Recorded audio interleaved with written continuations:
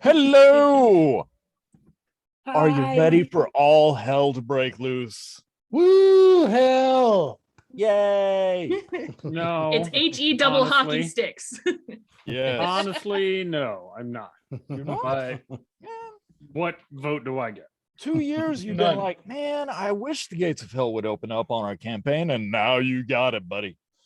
So if you are joining us for the first time, this is Mid-Dice Crisis.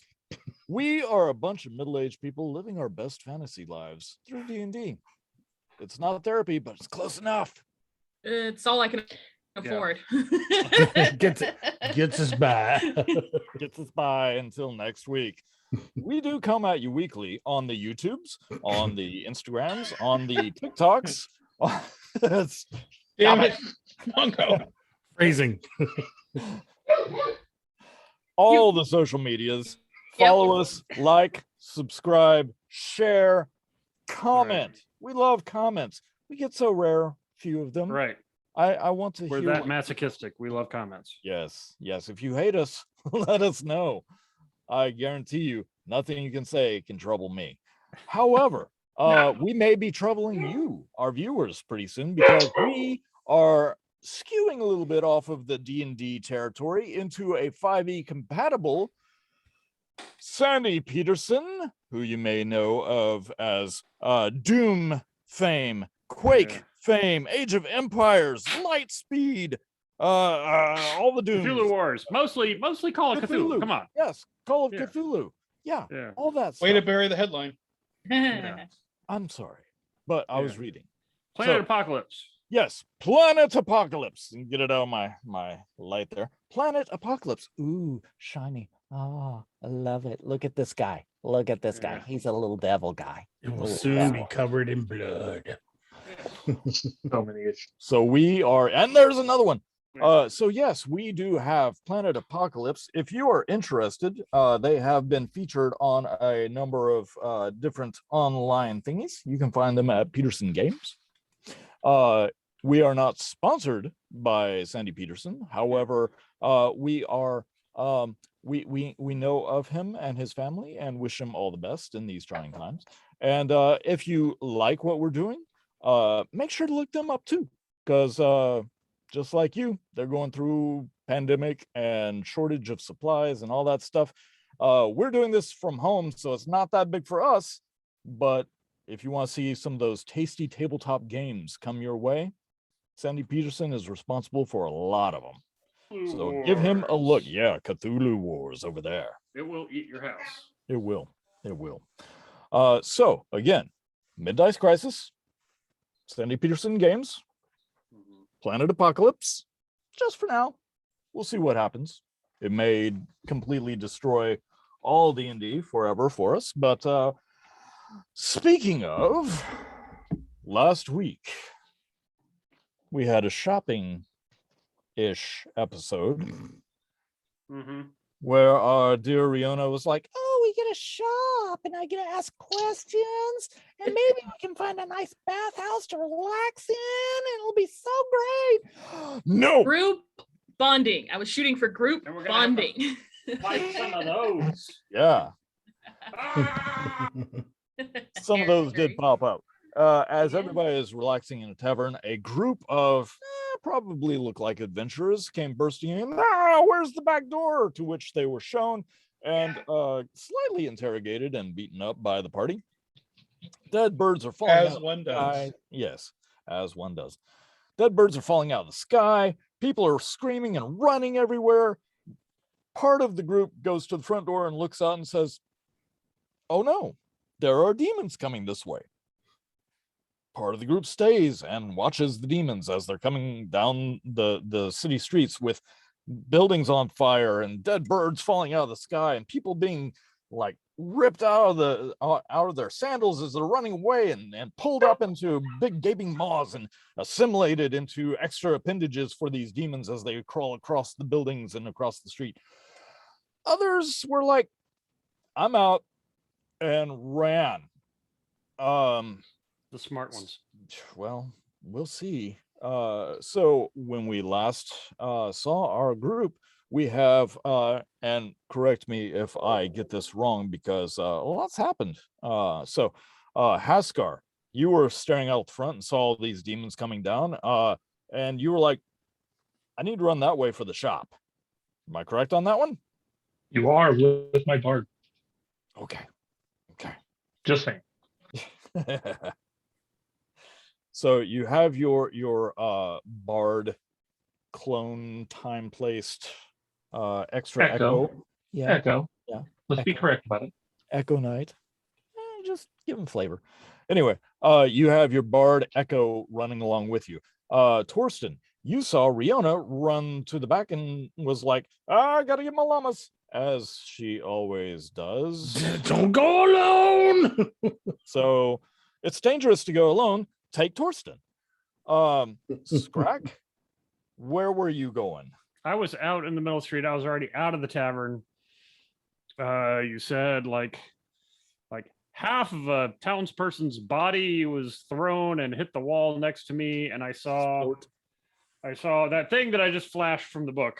Yep. And was charging me, and I'm like, oh, fuck, and I charge it right back. That was it. So there were 5 of those big monstrosities that Scrack had shown. Actually, sorry, Harry had shown. He plays Scrack, if you didn't know. Who's Harry? I know, right? Who? Whatever. Who? Harry who? So there were 5 of those. There was something in the back alleys that Riona was coming upon very quickly as she turned and ran into the adventurers that were running out of the back, trying to get away from everything. And let's see, Gordon, you're still up front, aren't you? Or are you just inside the tavern? I'm outside of the tavern, not as far ahead as Scrack, but. And with those 5 demons that are in the main street, and the one demon that's different, very different, in the back of the alleyway of the tavern.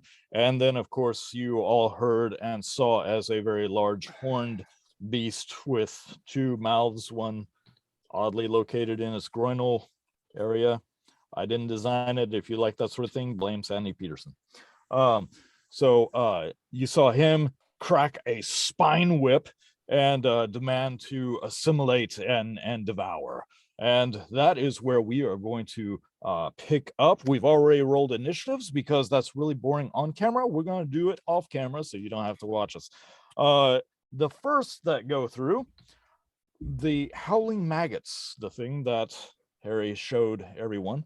There are 2 crawling across the building fronts, the facades, and there are 3 that are running down the main thoroughfare. They are going to.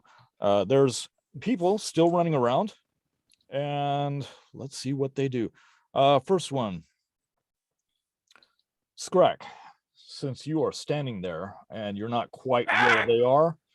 You bristle your hair and your feathers and you try to make yourself puff up as a big owlbear, and you flex and you're like, "Rah!" and you do your scracking, and they kind of don't really pay much attention to you because they're chasing down the regular people who have terrible AC. One pounces and just completely makes a mud pie out of one of them. Another one leaps off of a building and tries to tackle a small child, but rolls a nat 1 and misses horribly, crashing into the front of the building. That's probably about 30 feet away from you, Scrack. Another one is leaping down, and where one was pounding a person into pudding, starts just lapping up with its 3 tongues and its 2-jawed mouth. Actually, it would be 4 jaws. The 4th one consumes 2 passerbys, and you see as an extra leg begins to sprout and an extra eye. And the 5th one does not do anything but climb down and face off with you, Scrack. They are getting closer. They're probably about 10 feet away at this point. Haskar, you are up. How far away am I from the shop? Whew, you are about half a block. So 2 rounds worth. Roughly. Okay. I'm going to basically beat feet, keep going, have my echo keep base with me. On the other side of the street from me. So I'm on one side, he's running down the other. Is he playing his flute as he goes, like super fast, keeping up with your running? He just kind of like the guys from the Disney movie where they're like, yes. But I am going to use my action to dash and make it to the door, and basically just go. I'm not even going to stop to try to open the door. I'm just going to go through the door. Okay. All right. No, you got to get up like. All right. So as you crash through the door, the shop, the person that was in there, the gentleman is all bug-eyed and sees you break through. It's like, what the hell? What? As you break into his shop. I hand him the plaque. I said, "Give me everything I need out of that damn counter. I'm going back outside."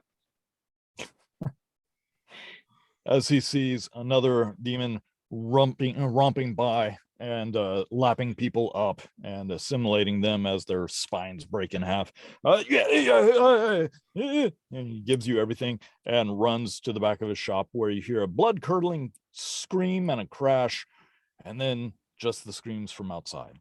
I take the gold that I gave him too. Like, I take everything out of there. You're like, and I'll just take that back. Okay.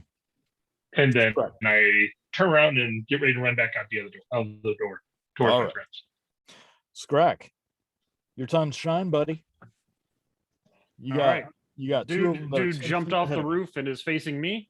You got two that are 10 feet in front of you. All right. I'm gonna go for the one on the left. All right.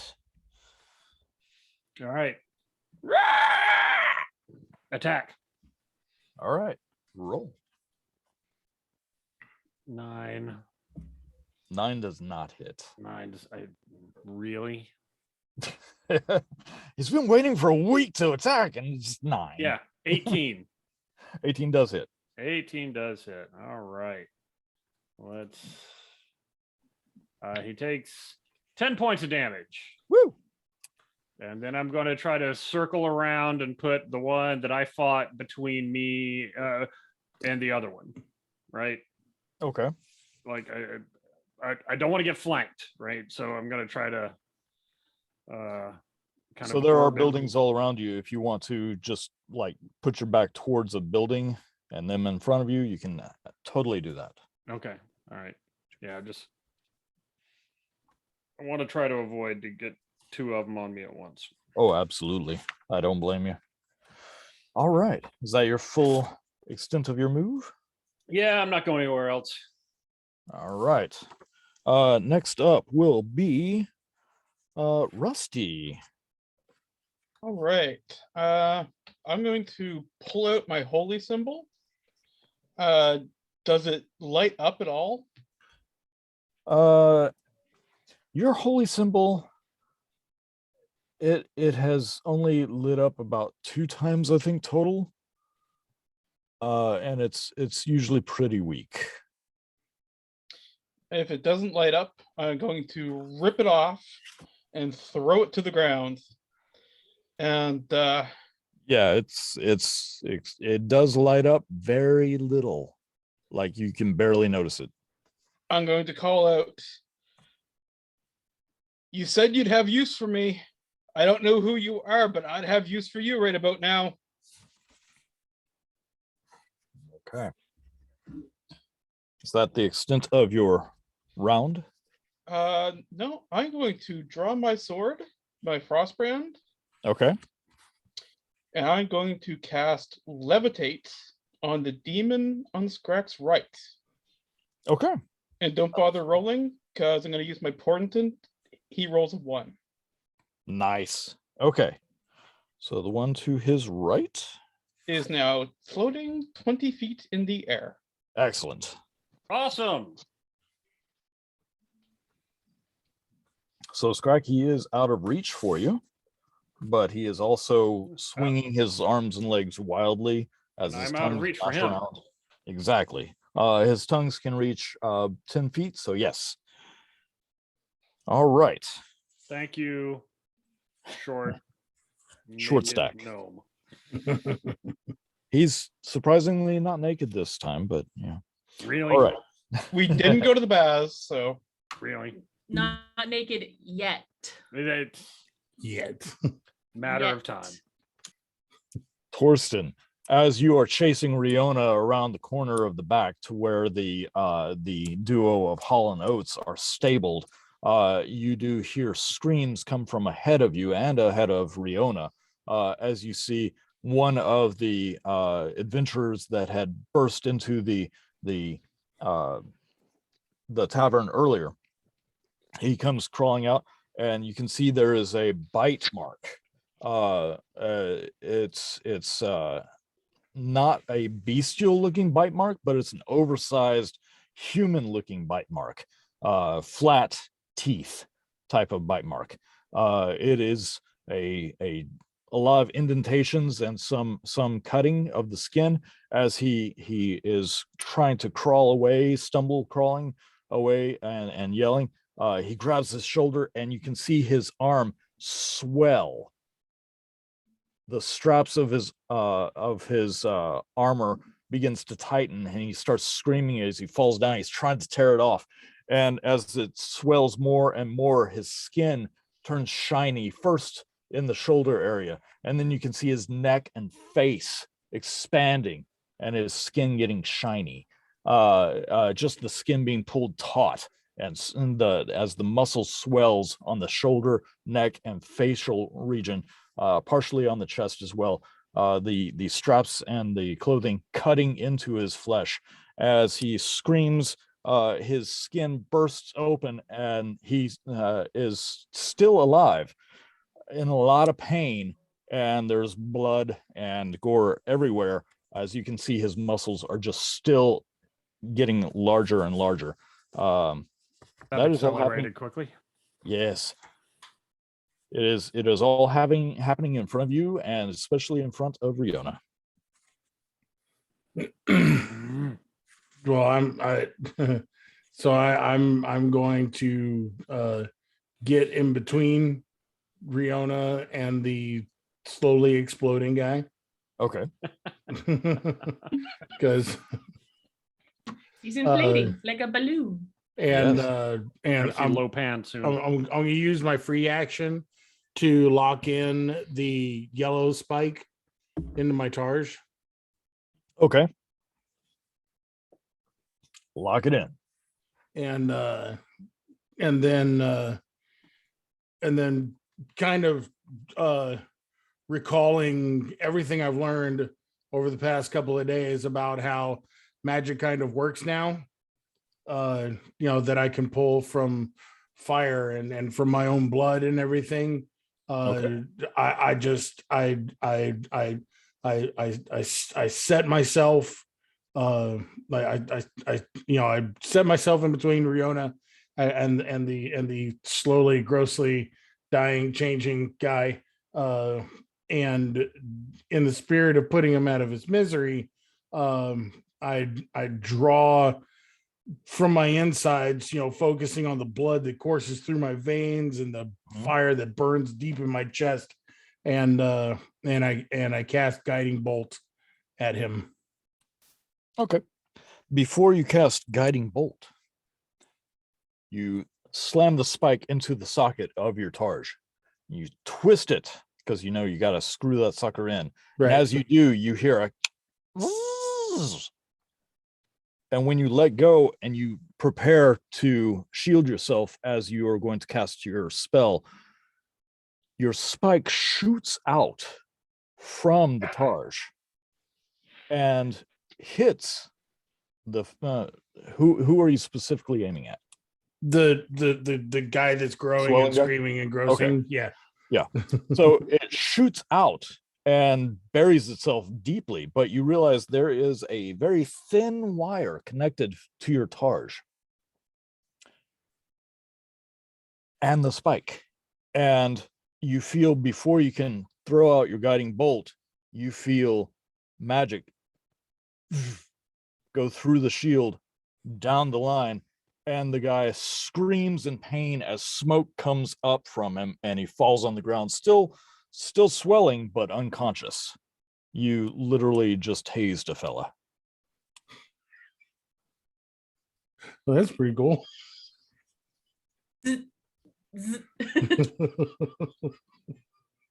There's a, where you have your hand, you notice that there's a little button. Oh, well, I'll just keep that pushed down.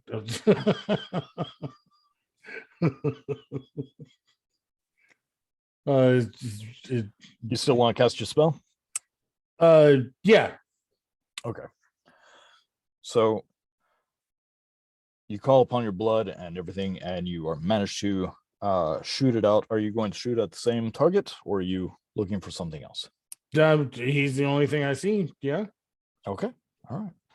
So I'm gonna shoot at him. mhm. The 26, I'm assuming, yeah. hits. Yeah, that hits For 11 points of damage. Radiant damage. Light radiant damage. Oh, okay. Radiant damage. Damage. Or damage. Yeah. As it hits him, you can see where his swelling muscles, where the bite is originating, begins burning intensely, very brightly. And where he was unconscious before, he screams very shortly, and now he's just incinerating. Yeah. Cure is I not all that Yank much back better on the than shield disease. to retrieve my spike. Okay. Do I have to like cram it back in, or is there Well, on your next turn, you can make an investigation check on that. okay? Okay. All right. All right. So as you are doing that, you can also hear other voices and a little battle going, and then you hear, "Oh, that looked fancy. I must have it." As a preening gryllus begins walking out on its two large legs that support its entire massive bulbous ball of a body. Harry, are you finding it? Yeah, I'll find it. I got it. As it right walks here. forward, you see this brass head mounted onto its back of its body, and you see those teeth, big rows of big teeth, and it smiles at you and it licks its eye. And it's like, "I must have that. Give." So it is commanding you to give, which is a magic DC. Preening gryllus, yes? Yeah. Yes, preening gryllus. Yes, that bad boy. All right. DC 12 for your save, sir. Wisdom, intelligence, what? It is, I'm sorry, charisma. Charisma. Okay. 17. 17. You do feel this compulsion to kind of like, oh, okay. And then you're like, what am I doing? And you set yourself back, and it's like, then I will just take it from you. I look at him and I show the scars across my chest and the holy my symbol of tear laid out across me, and I'm like, "Oh, demon, do I ever dare you to come try?" All right. So as he rushes forward, he is going to bite you. Hopefully bite you. Let's see. Sorry, folks. I'm not used to working from a book. Nom nom nom Nom, nom nom, nom nom, nom. All right. See. Oh, he does not get you. He goes to bite at you and chomps a little short of where you are. He is also going to try on his nope, That's it. He only has 2 actions per turn. So that is it for him. Next up will be while this is all going on, Rusty, Yes. you and Scrack are still at the front of the tavern, correct? Correct. So as you have levitated one and you see 4 others preparing to do horrible, unspeakable things to the fleeing group of citizens and Scrack, you do hear the crunching sound of the sharpened, elongated goat's hooves, and you see that there is a larger and in charge demon with a skull head, the Bone Strike Underfiend. And he cracks his spine whip, and there is a head at the end. There are lights coming out of the sockets of the head, and all the teeth are sharpened to a point. He is going to go after Scrack for a 23. 23 to hit or 23 points of damage? 23 to hit. Okay. It Yeah. hits. Yeah, slightly. Yeah. All right. So, as he whips his spine whip, you do get hit by the skull, and it almost causes a scream as it flies through the air. And once it hits you, you take 10 points of bludgeoning damage. And And yeah, there's an and there. And I want you to do Make a saving contested, throw. contested strength check. Oh, contested strength. Yeah. All right. So is it strength save or just a strength check? Strength check. You rolled a 16. I rolled a 15. Oh. So as it bites down into you and clamps, he yanks it back, and you find that you are yanked by the skull that has attached itself to you, and you are flung 15 feet behind. So you are now behind the majority of the demons. All right. But you take 10 points bludgeoning Another 10 points? from hitting into the from Right. being flung. All right. Okay. And as it does that, it has one more attack. And he's going to teleport straight at you. Scrack. Teleport. Yes. It's called the prey-seeking teleport. He can teleport up to 120 feet to an unoccupied space adjacent to a hostile creature it can see. So he needs to die. And as he pops up in front of you, as you're picking yourself up off the ground, he goes, "Ah, fresh meat. Let's play."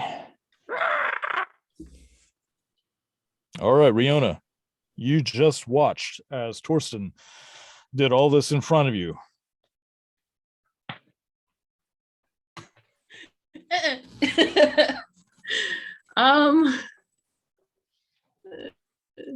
I'm gonna just grip my quarterstaff and think about the words he said to me and try to be as brave as possible. And I'm gonna focus and attempt to bonus action wild shape into a giant red panda. Attempt to Okay. my feet digging into the ground, feeling the earth, and just trying to draw from the earth around me, like turn into a panda, turn into a giant red panda. You've been watching Turning Red, huh? Mm. Well, to be fair, she's been doing this since before that came out. So Yes. Good for point. like 2 years. I love red pandas. They're the best. All right. Can you send me those stats for the red panda again, please? Yes, I will send them to you. Okay, you're not quite as big as Scrack. I'm a Like, medium beast. Yes, you are a medium beast. Yeah.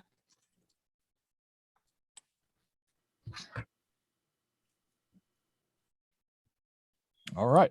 So as you bonus actioned to turn into a red panda, you dig your your fuzzy claws into the ground, and you adorably shake your rump in the air as you prepare to. Okay, so if I'm a panda, I am going to one claw scoop Torsten into my arm, and I'm going to jump onto the roof that's nearby, like climbing up of it. And if he tries to attack me, I do have agile, so he attacks with disadvantage. Okay. So Torsten, climb. Torsten, do you go willingly? You've seen her do this before, so you're being scooped up by a giant red panda. Are you going willingly? Sure, why not? Fluffy. All right, if you're not, we can do a contested roll. Oh no. I'll go with her. All right. Your climb speed is 20 feet, so you do manage to climb up the building with Torsten in paw. And if I'm on the roof, I'm just holding him and like looking around and seeing if I can see where the Hall and Oats are located. Like if I have an idea of where they are, so I can head that way Okay. from the roof. Yes, it's not difficult to find, but as you scoop Torsten up and begin climbing up and running across the roof, you do hear the preening gorillas that tried to bite your friend momentarily ago go, "Ooh, such pretty fur!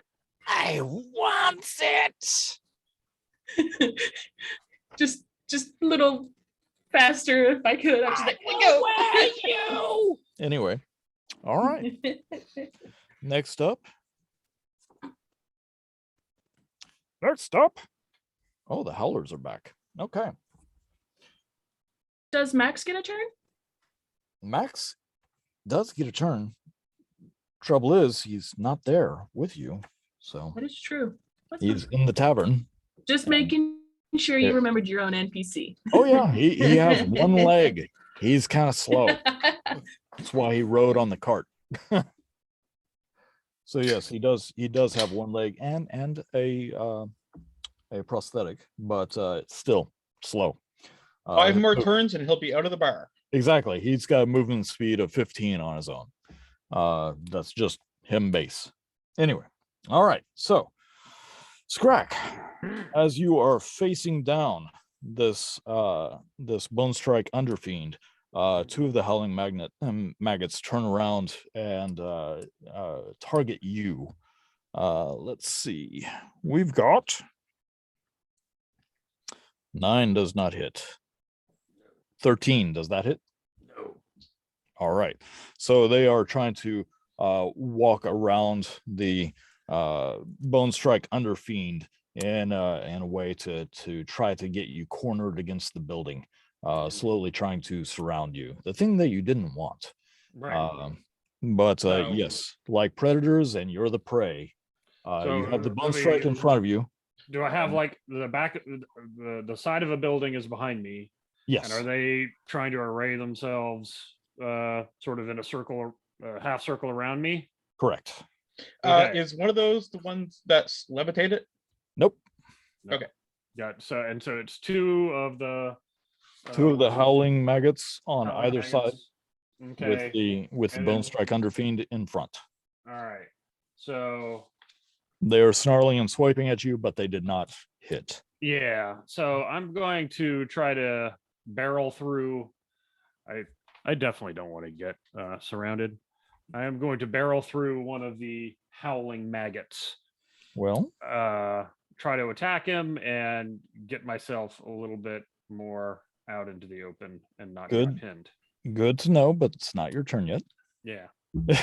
Well, then why are you telling me all this? So I can set the stage so everybody knows where they are. Because it's Uh, about to get very bad. yes. That's why. It's about to get so you've got 2 on either side of the main guy, the bone strike underfiend, 1 in the air. The other two, one is going to direct its attention at Rusty. Comes barreling forward, does a 16 hit, Rusty. Yes. Okay. It's going to do its slam attacks against you. Does yeah, you already said it does on that one. Okay. So as it surges forward, it breaks through one of the beams that holds up the front of the tavern, snapping it forward, and hits you with 2 slam attacks, doing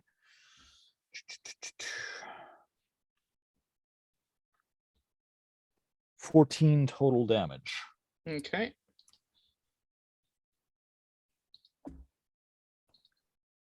The other misses.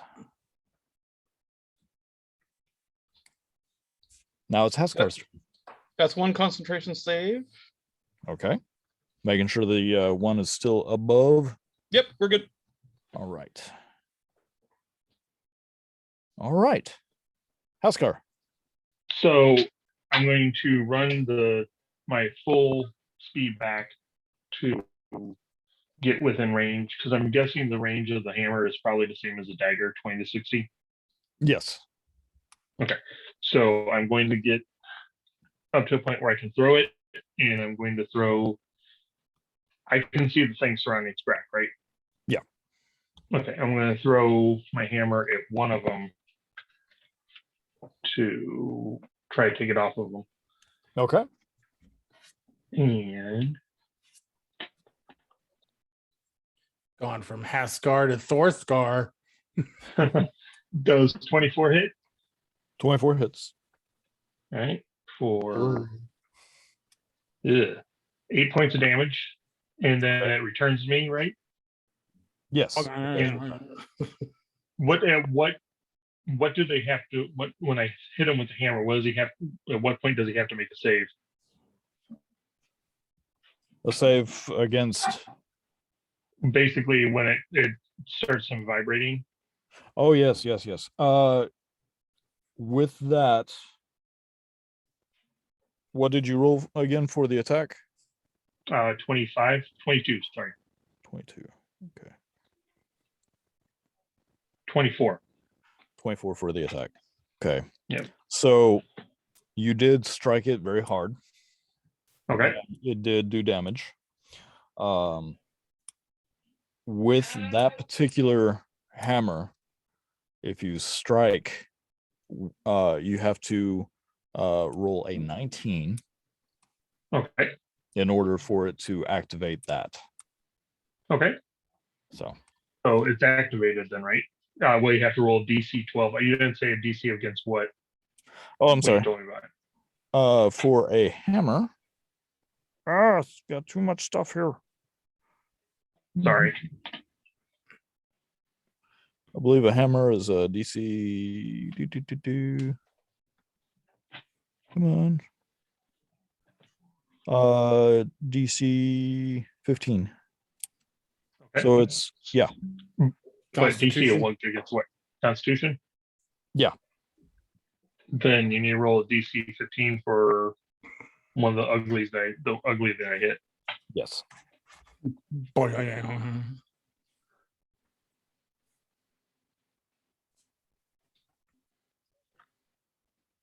Just out here causing demons to vibrate. To each their own, man. What? Don't be judgy.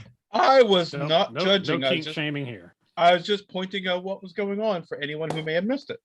So Haskar, No kink Yeah. shaming. as you throw the hammer, it flies through the air beautifully, clangs against the side of one of its 2 skulls, and cracks across the cheekbone.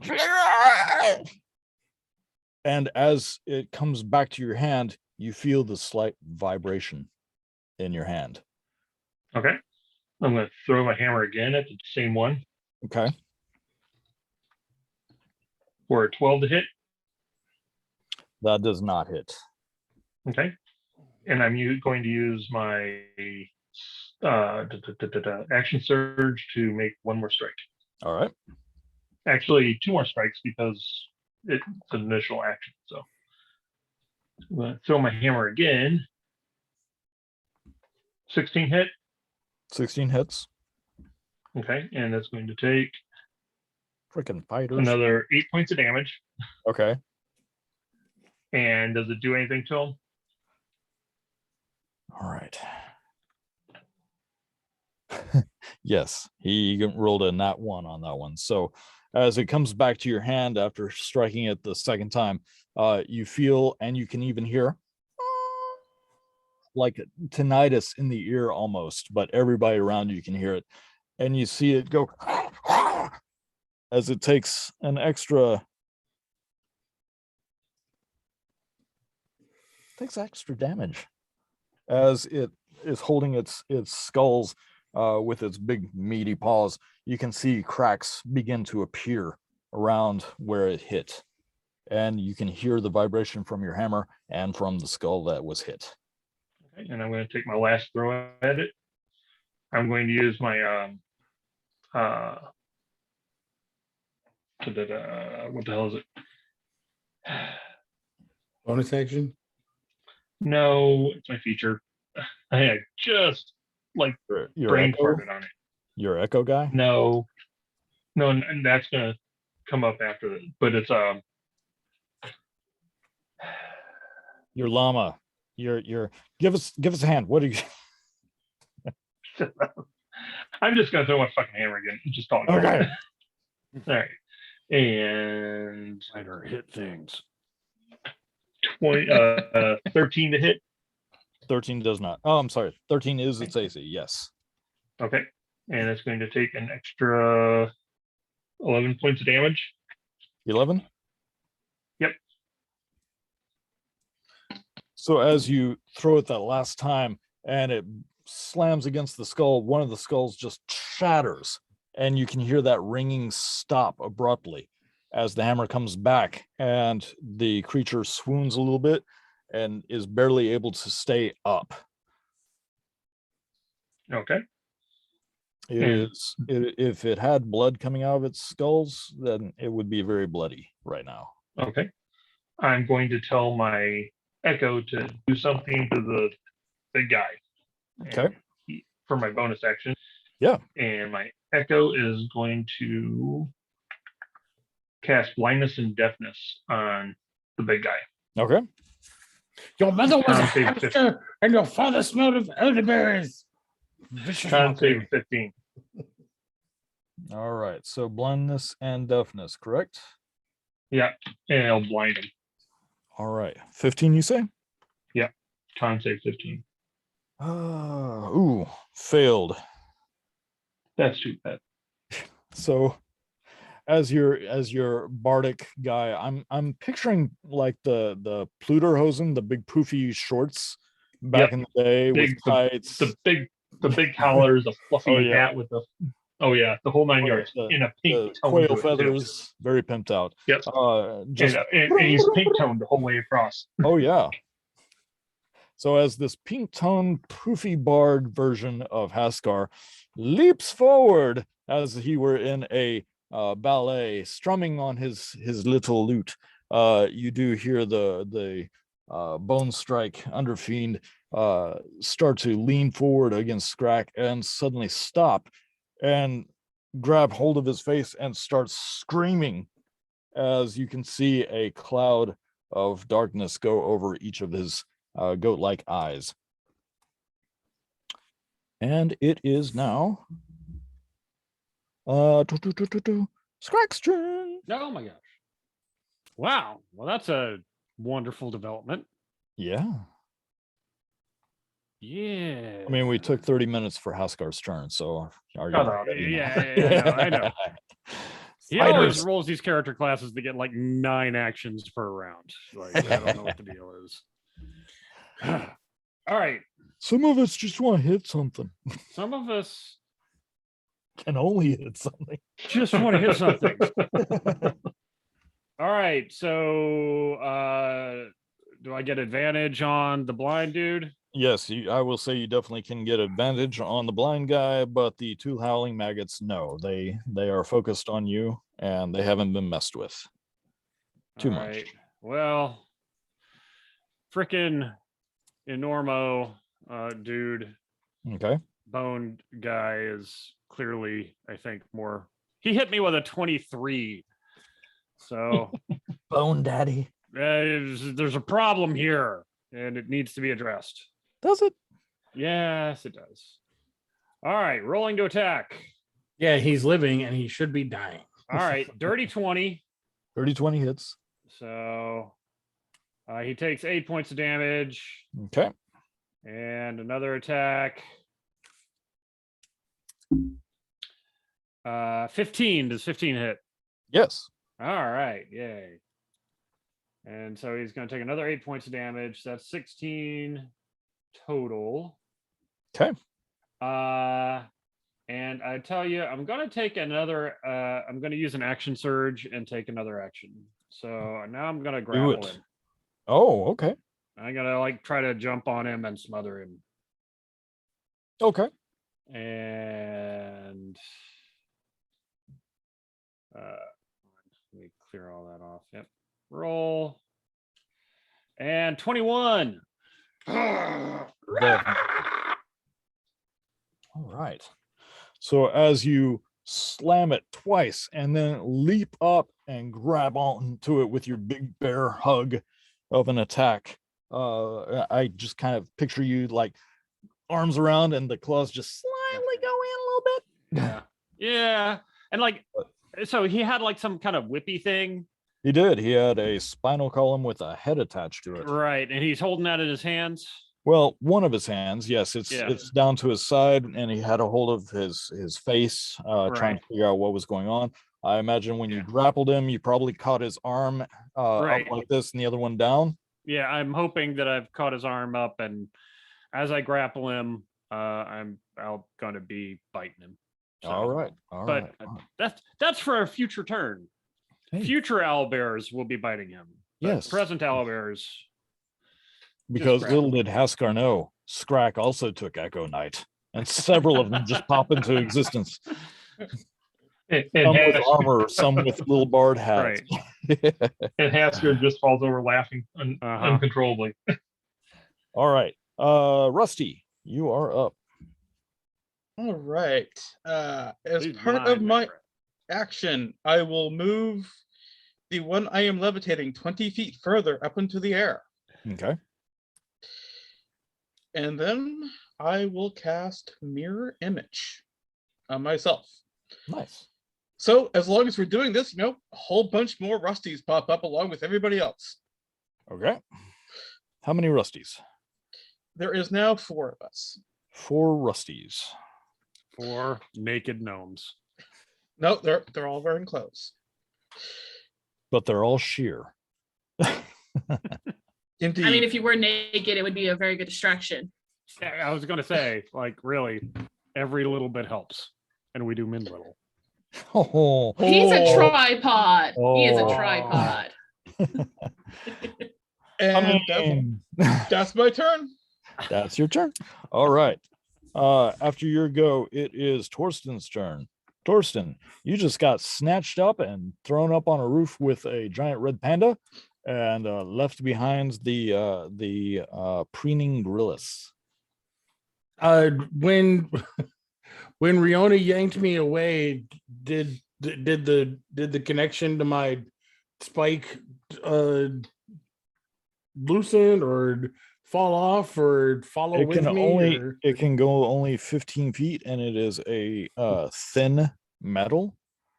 I want you to no, I'm gonna have to do it. No, Spike did not go with you. You hear almost like the sound of that lute being played by a very fancy pink Haskar, almost like a lute string going. Fair enough. So what can I My what bad. do I see from my vantage point? You can see the preening grillis down looking at you.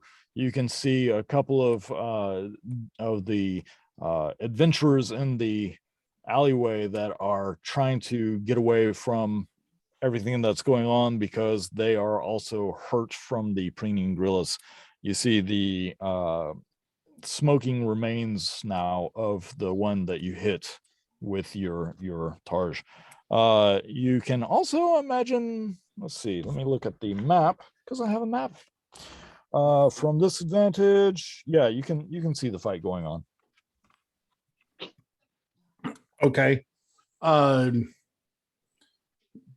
So I see just what, 3 or 4 guys surrounding Scrag. 3 surrounding Scrag. There's One two. up. I'm on one of them, right? That's true. That's true. There's one floating, and another one that is being mocked by a pink fellow. Okay. Well, they seem to have that all well in hand. The town you can see is also there are men, women, and children running about trying to get away. There are other demons like the ones that are around Scrack running throughout the city, or the town further away. And there's a lot of fire. Okay. Well, I don't need the talkative, preening, ugly thing to be following myself and Riona. So I will use free action to lock in my red Okay. spike, Okay. having no idea what it does.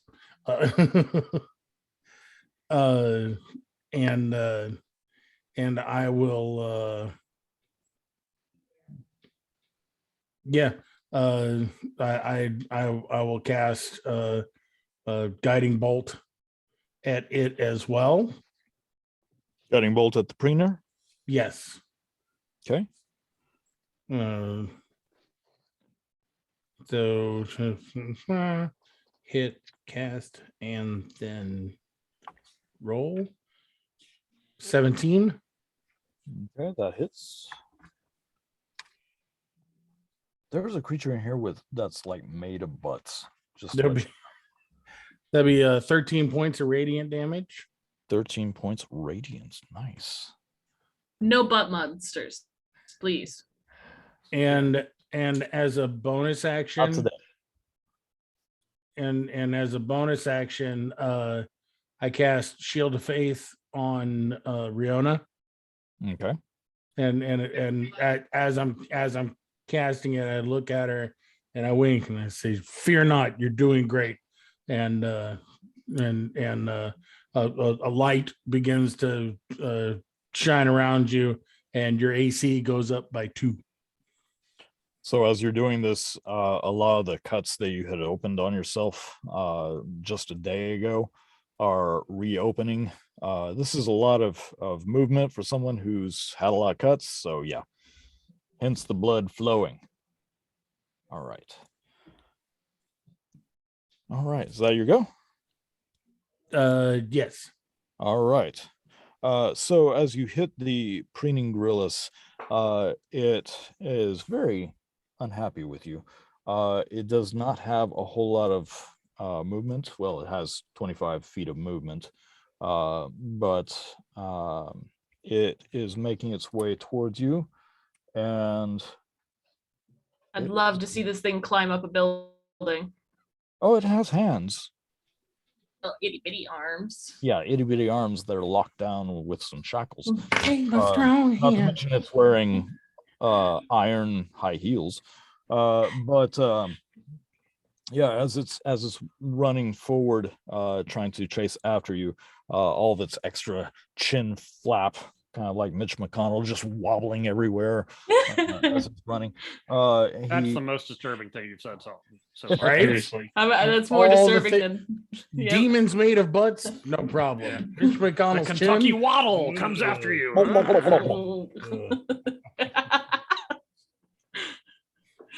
He is running towards you, and Riona, I need you to make a DC strength saving throw. Gotta be above 12.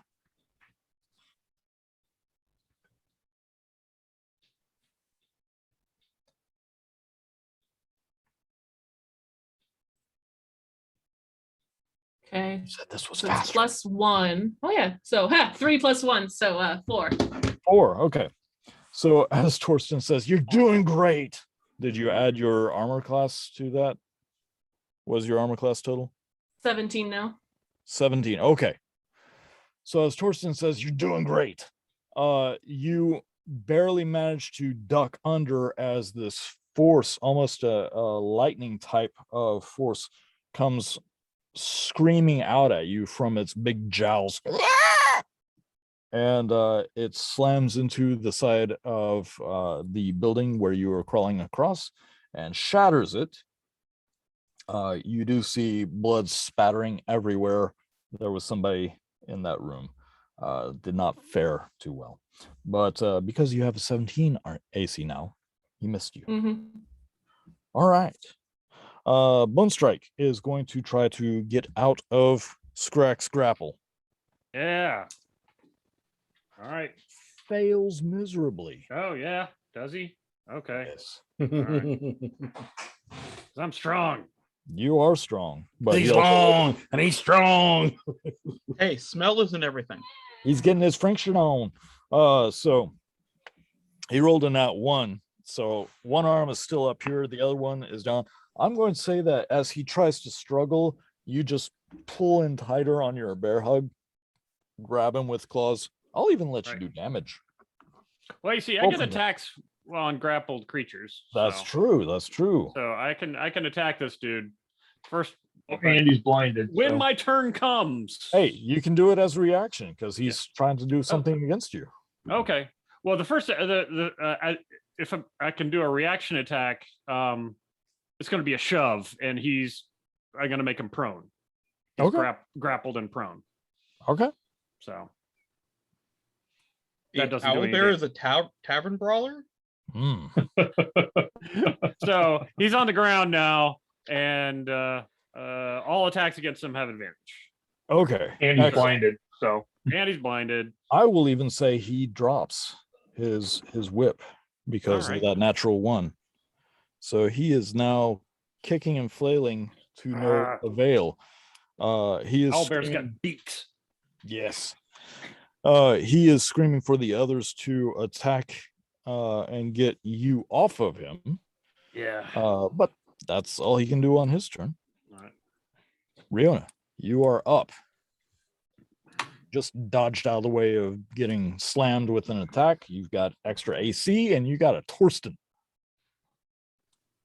How far are my llamas from me? They're underneath you.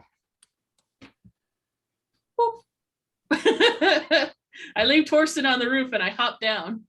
It's not that tall of a roof, but sure. Oh, well, just that way I don't have to climb down. I'm just hopping down. Yeah. And I want to rip open the gates and just look at them and point to run, so they can just Okay. go. There was no real gates to rip open, but I'm glad I you're thinking. thought it But- was like a little shack and it had like a gate. It That's is where an open. Scrack was hiding. It was an open air Okay. type. There are walls, but there's nothing actually closing everything in. Anything so, holding them then? Yeah. Like a bit of a travel stable. Mhm. Yeah, I think it was more of Scrack's warmth and love holding them Yeah. there at that time. Yeah. Well, if they're there, they see me and I just point for them to go. And I'm looking like directly at Oates. So as you do that to Oates, he kind of gives a very stern nod.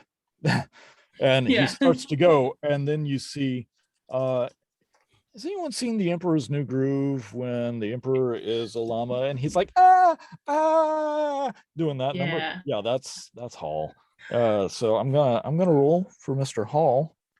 Does he understand to go? Yeah, he barely understands to go. As long as he sees Oates going, I think he'll go with Oates Or- grabs up his lead and the is lead. like, Go. Right. Just I'm watching him go, and I turn and what's in front of me now that I've on the ground?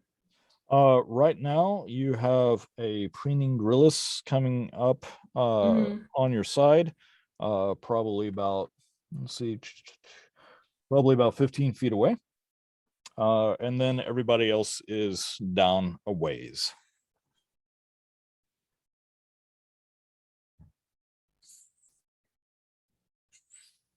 .30 feet movement heading back towards where everyone is. Okay. And then bonus action. I can't dash, can I? I'm not a rogue. No, you're not. Okay, then action. I want to get back to my friends, but I left Torsten on a roof. All right.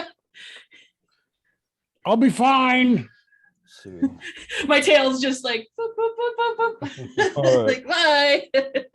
I got you off the ground. You have the high ground. As you are bounding in full run, you're getting closer and closer to the preening gorillas. As you leap forward, landing just in front of him, he tries to take a bite out of your face. As you leap off to the side, he misses with a 13. You manage to stick the landing and bolt off, making his attack of opportunity null and void. Okay. Bye, pretty high heels. Let's see. Oh, it's the howlers now. All right. The howlers, one is going to definitely attack you right now, Scrax. So 16 hit. 16 hits. All right.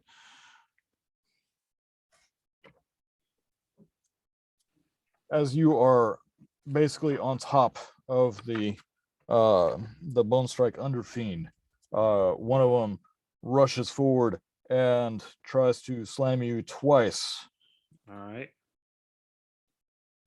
doing a total of 12 bludgeoning damage. Mhm. The other one comes up, tries to hit you, 16 again. Mhm. Not bad this time. Total of 10 damage. No. I don't have infinite hit points over here. You do so. Shush your face. The one that Haskar was attacking is going to swipe at the bright pink one. It's a 13 hit. Me? Sorry, no. 13 No. hit your bard. Nope. Nope. So your bard pirouettes out of the way as he strums his lute. One above you all is just flailing and thrashing. And that will be missed. Did the one that was in front of me leave? No, the one that is in front of you is above. No, there was one that attacked me. Oh, I'm sorry. Hang on. Rewind. Okay, we'll say that was the one that. Sorry, I've got so many people. We'll say that is the one that went for the pink guy. So yes, he left my attack range. left your attack range. Attack of opportunity. Attack of opportunity. Go for That's it. right. The wizard is making a weapon attack. So that's a 21 to hit. 21 does hit. For 7 piercing and 3 cold. Nice. Okay, so as as you lash out at it, like you see it turn and start to go after the pink fella, and you just fly forward with all your little legs might and stab it right in its ass. Yeah. Little did they know that was their weak spot. That one is down. It is down. I think getting stabbed in the ass is everyone's weak spot. I mean, teach their own. But yes, 1 out of 5 is down. That's right. The wizard just killed one with a sword. Yeah, the wizard just killed one with the sword. Good All job, right. wizard. Good job, wizard. That was the howlers. Haskar, you are up. So the one I hit with my hammer originally is down, right?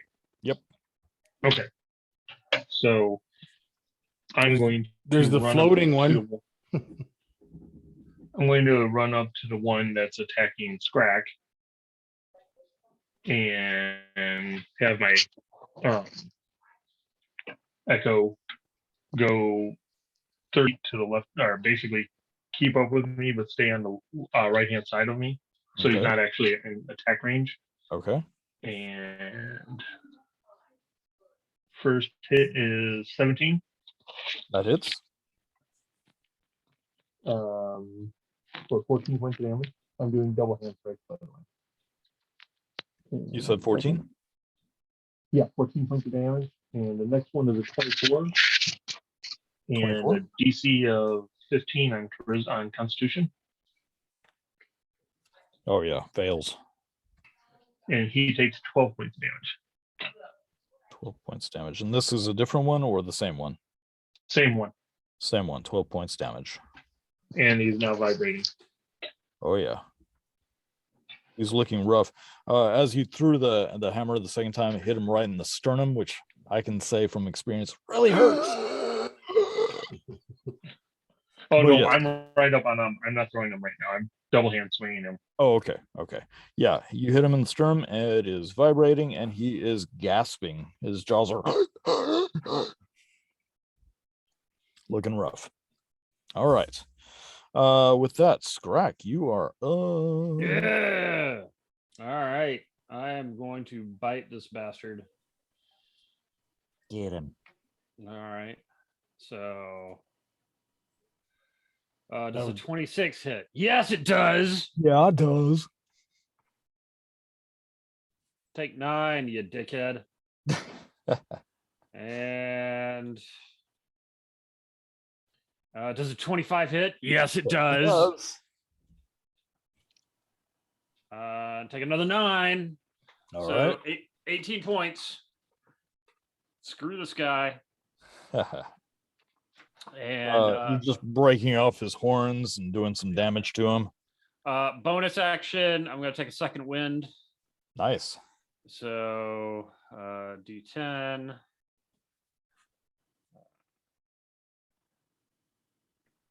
Ugh, I only get 7 points back. All right. Hey, 7 you didn't have. Yep. Okay.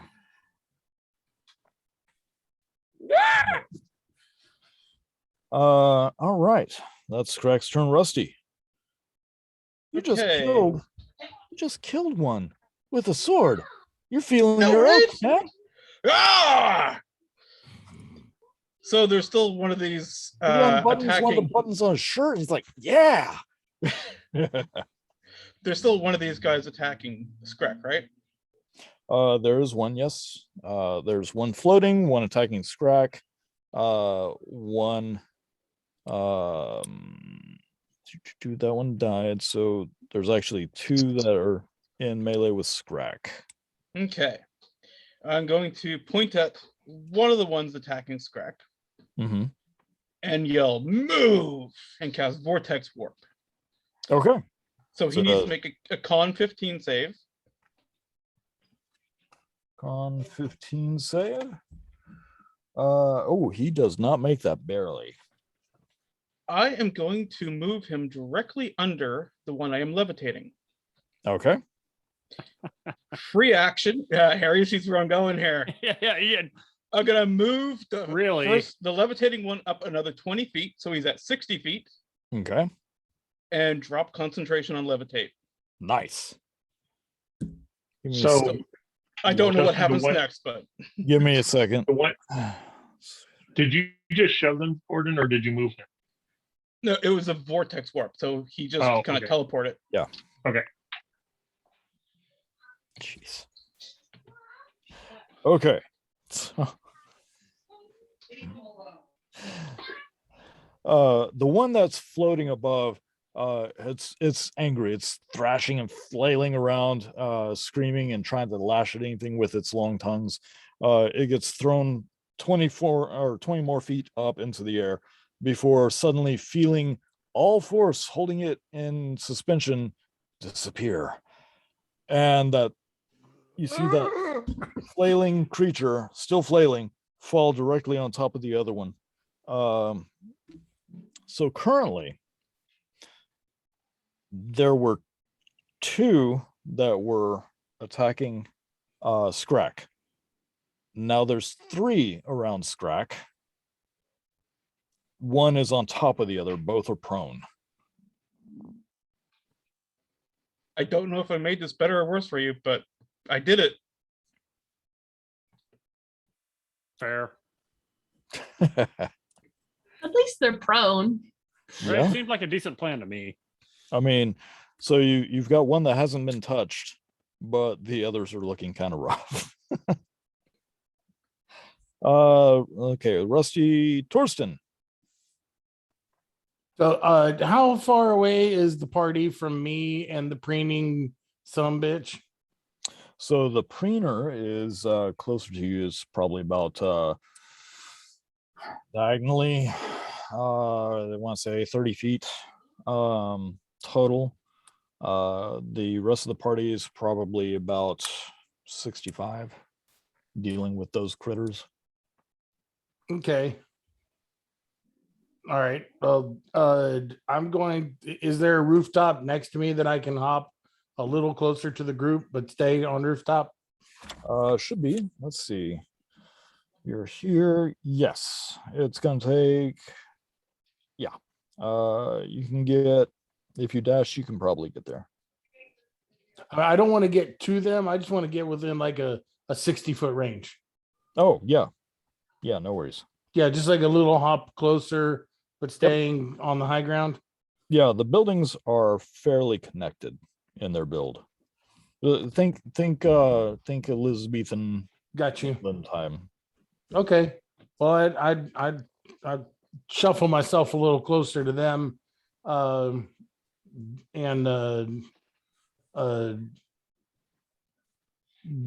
bonus action healing word at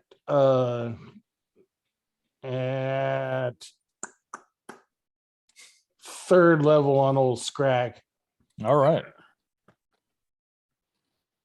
because can't have a stalwart defender falling.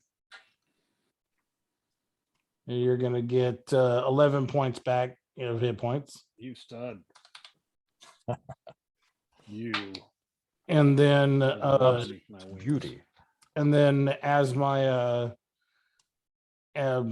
action, I'm going to speak out to the one that's under Scrack, Mm-hmm. and I'm going to say your time upon this realm is over as I cast Toll the Dead. Toll the Dead. And since he's prone, I presume he's doing this at disadvantage, but it's a wisdom saving throw of 15. Correct. I rolled twice, got 10 both times.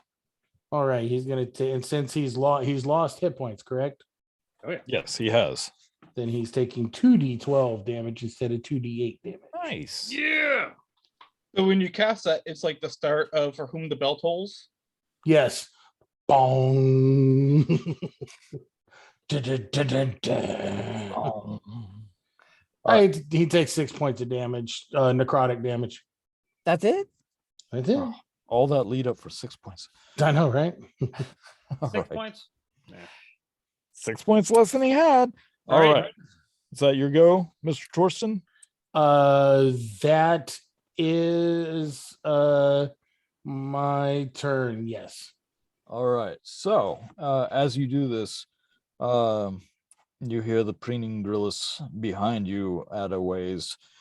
My shield! As he screams at you again with a 19. Is that something to hit me with? Yes. Oh, then it hits. Okay.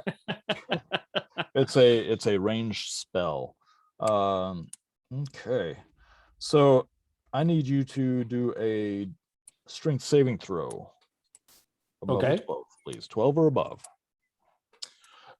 It was a 12 until it decided to be a 2. Now it's Okay. a 3. So as you hear this and you hear this shriek behind you, you get hit from behind for 14 points of thunder damage. And since you are not around anybody close enough, this only affects you. You get knocked 5 feet, That was a slither wave. basically. You get knocked 5 feet forward, and you are prone. As you hit the slanted roof, you slide forward.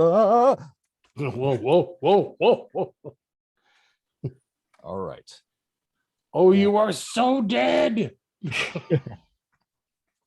I want to eat you. All right. So Not if I eat you first. the bone strike. Yeah, the bone strike underfiend is next. He is not happy about this. So he is going to try to break out of this. All right. Beat my strength, buddy. With like multiple disadvantages, right? 18. Yeah. But yes, he is disadvantaged. Rolled an 18 and then a nat 1 There you go. for a total of 4. That's good because I rolled a 14. So. The nat ones are coming to us, guys. Yeah. Yeah. We've been getting them all along. Now we're giving them back. Right. We've rolled a lot of them. Yeah, so he is instead going to do his only thing that he can really do. He is going to How many cast- actions does he get? He gets 1. He can do at will cast a spell. Okay. 'Cause But if he only gets 1 action, a failed escape attempt takes that action. oh, you're right. You're right. I forgot that. Thank you, Yeah. Mr. Barry, for ruining my day. Just saying. Thank you for making our day better. All right. So as he is trying to get away, he fails horribly and just screams out in frustration, and get him off of me, to the howling maggots that are left. Which brings us to Rihanna. With my last round, when I used my movement and my action, did I get to everybody within my 60 feet? Yes, I will say you can get right next to him.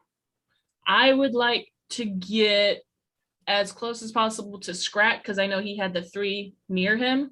Mm-hmm. Still does. Okay. 2 of the critters prone, one on top of each other. Yeah, and I would like to like booty to booty next to him and just scratch at the 2 on the ground. Okay. 2 So the claw 2 on the attacks. ground. There's 3 total Mhm. that are around him.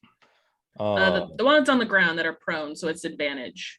Yes, the 2 on the ground, 1 on top of each other. They're not looking too terribly rough, but there's a one of the first ones to come around him is looking really rough. So it's up to you. I'll go with the ones on the ground. I want to start damaging them. Okay, go for it. So some roll 2d20s and then add 3. Okay. Roll.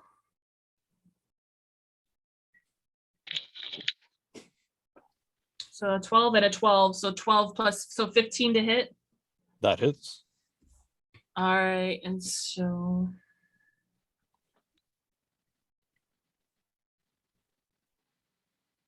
Be the 4 points of slashing damage. Okay. And then the second one again.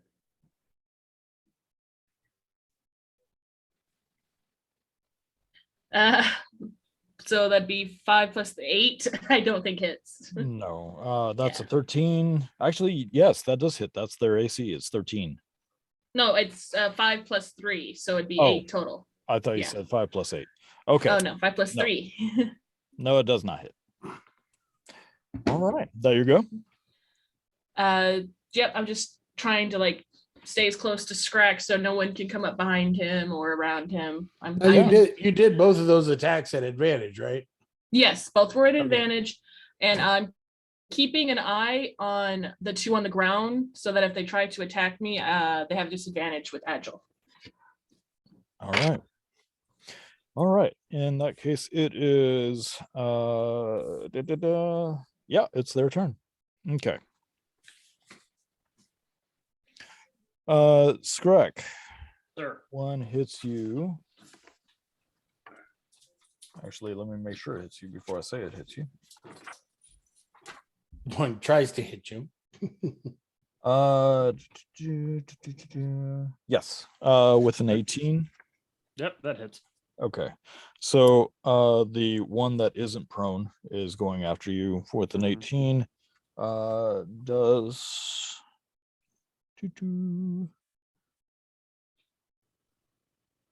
come on, roll it. What? No, not 12d6. What are you doing? Jesus. What did There I we just go. run into? What the Right? what? 12d6. I ran to the wrong fight, is what Yes. I did. Right. So right. you only take You 3 cast points. meteor shower, I guess, or Yes.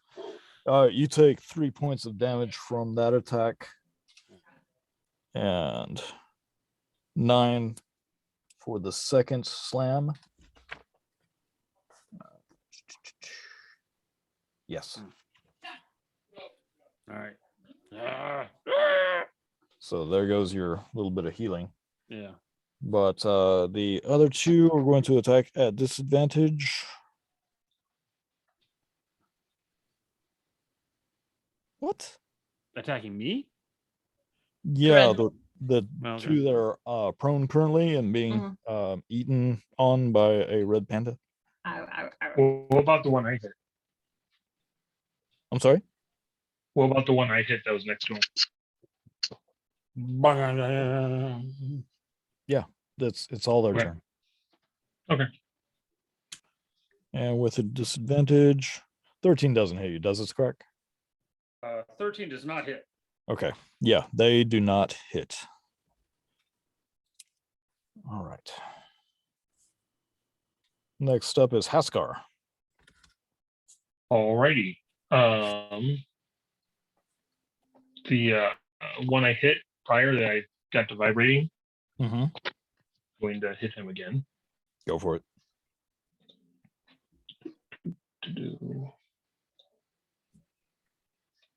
24 to hit 24 hits. for 17 points of damage, and whatever happens to him from being vibrating. 24. I'm sorry, how much damage? 17 points of damage. 17 points of damage. You throwing it or you just hitting him? Just straight up hitting him. So as you come up, you do an uppercut with the hammer and it catches right below the jawline of the snapping maw. And you see as the heads are lifted off of the body, trailing a little bit of the spinal cord, and they just flop over onto its chest and it falls dead. Dead. Okay, I'm good with that. Dead. Its head's Um, dead. Its body dead. It's just dead. It's just dead. The one that's attacking Riona, I'm going to hit next Okay. for 22 to hit. Yep, that hits. DC 15 con save. And Fails. 9 points of damage. 9 points damage. Okay. Then I'm going to look at my bard and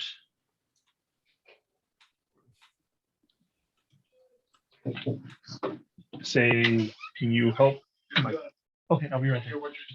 Can you help my friend? And he's gonna walk over and touch Rack and do cure wounds All right.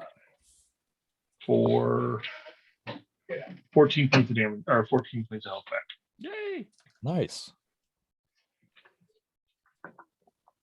It's a roller coaster for Yeah. me. Is he vibrating? The one I hit, Justin? Yes.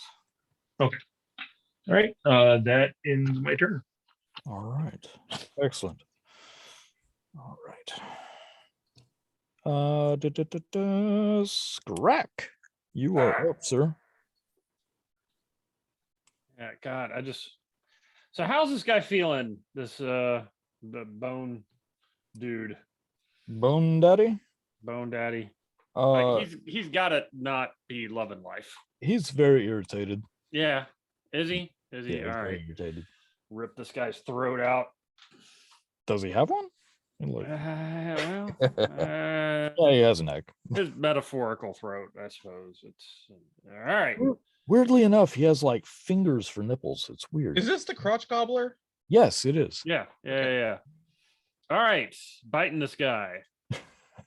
Nope. You yes, feel okay, nipple so, crotch gobbler.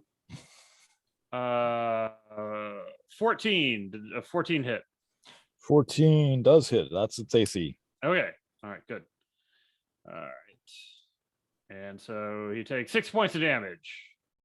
6 points of damage. All right. And biting again. 20 hits. Mm-hmm. Oh yeah, 12 points of damage. Nice. 18 points.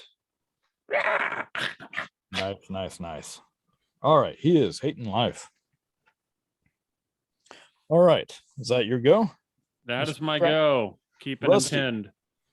All right. So, Mr. Grapple, not so loving life. Mm-hmm. I cast Sacred Flame.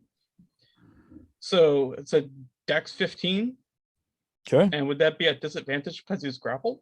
Yeah, he's prone Yes, it is. He is prone and grappled and blind.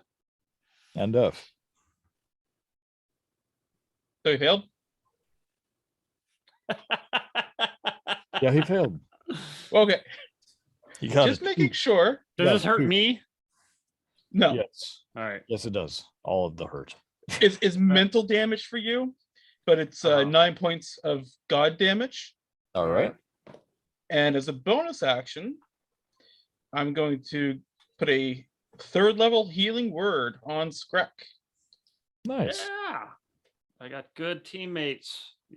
It's just 9 points of healing. I love it. Ain't all the same. All right. Be right back. And that is me.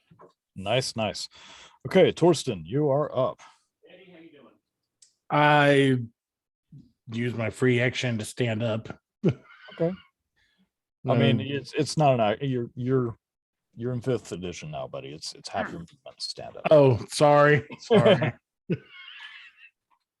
I stand up. Just how dare you?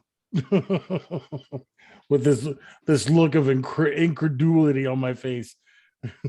Can I see the preening nutsack? Oh yeah. His scrotal face is wobbling behind you, en route to close the gap. So Good.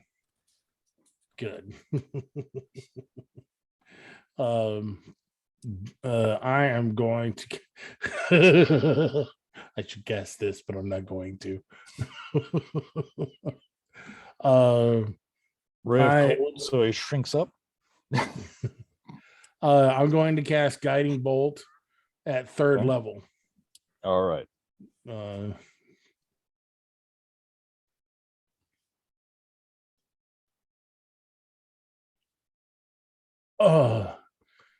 Does a 10 hit?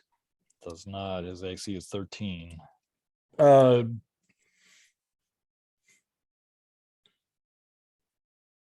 What you got, bud? I'm sorry. Was it you or Eddie that gave us all inspiration? Eddie. Okay, never mind that. Do I ever really? Yeah, I Yeah. know. No. I could have used that inspiration. That's okay. As a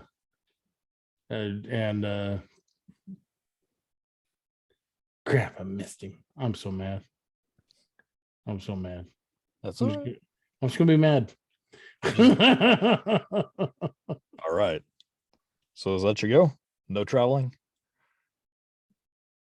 No, I'm me and this guy are gonna have some words. Okay. All right. Let's see. Well, it is his turn. He's got mapped. I gotta move things around here. Okay. So yeah, He's trying to close the distance on you. He's going to bark at you again. Let's see. I use my reaction to use warding flare. Okay. So he's doing whatever he's doing at disadvantage. All right. Well, that'd be a 6. So I don't think that's your AC. Not even close. He screams at you, and you see tiles from the roof just being peeled off. As he's coming. And I just hold up a finger and I go, "Mm-mm, You cast not twice. No. As you cast he gets mad and he's like, I want the shiny thing. And now it is the Bone Strikers part. All right, try to bust All right. out of here, buddy. Oh, he's not going to try to bust out, buddy. What he is going to do is he is going to cast. He's gonna cheat. Yeah, obviously. He's going to cast Fear On me. on you. All right. What's the DC on this? Okay, so that's what I'm looking up. Okay, so you have to do a DC Wisdom saving throw All right. of 13 or more. With advantage. What's that? Is it advantage or disadvantage or nothing? With spellcasting, I don't think it's advantage. He's blinded, isn't he? Well, considering Scrack is on him. Yeah. He's blinded and deafened.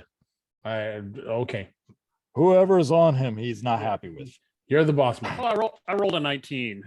19, very nice. You feel that energy go in you, and you're like, no, not today. I am totally eating that energy and spitting it back at you. That's right.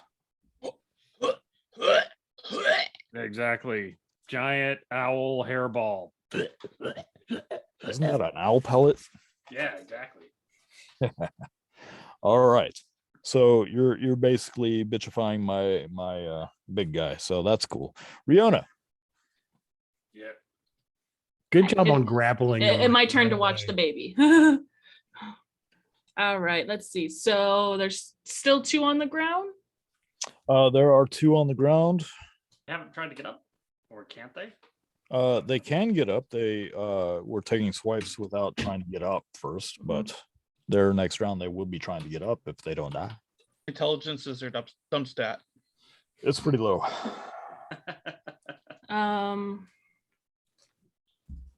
Yeah, I'm gonna try attacking twice again. Let's see. Unzoom. They have an intelligence of 6, just to let you know. All right, so that will be 18 to hit one. Okay, that hits. And then I'll just roll again to hit the other one. Then I'll do the math. Sure. 20 to hit the other one. Mm-hmm. That hits. Nice. So one is 5 points of slashing. Okay. And then the second one is 6 points of slashing. Nice. Stay on the ground. So this adorable large red fur ball is just slashing at these 2 monstrosities with all her little slashy might. We love it. Tail just. The tail's completely fluffed up. Oh yeah. Okay. Staying there, booty to Scrack. Yeah, that's my point, so I know where to move. So Scrack, you are flanked building and booty. So it is here's the fun part. So Torsten, as you are staring down this preening gorillas, you finally hear this as the wall beneath you shatters, and another one of those maggots falls out and rolls across the ground. There are shards of stone embedded in its flesh as it picks itself up and snaps with both of its jaws, as you see a very sweaty and bloodied Max hobbling out with half of his crutch in hand because it's broken. He's like, "This is harder than I remembered. What the hell's? Is everyone okay?" So far, so good. All right. That is Max's turn. Rusty, you're up. Me? I believe. Let's see. Who was the last one? Riona. Then it was Max. I'm sorry. It is the Howlers next. Looked at the notes. I mean, I can go, I guess, if Oh, you want. Yeah, I was gonna say it's Rusty's turn. Yeah. Totally Rusty's turn. Totally. Okay. So, one of them is going to leap forward and attack Max. Ooh, hits him pretty hard too. Does.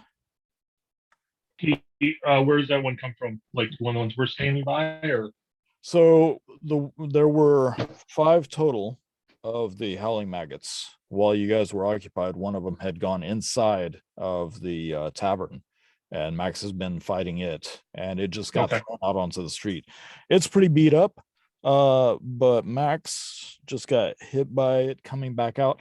You see the tongues lash out and wrap up Max's bad leg and yank him forward and clamp down on him for 19 points of damage.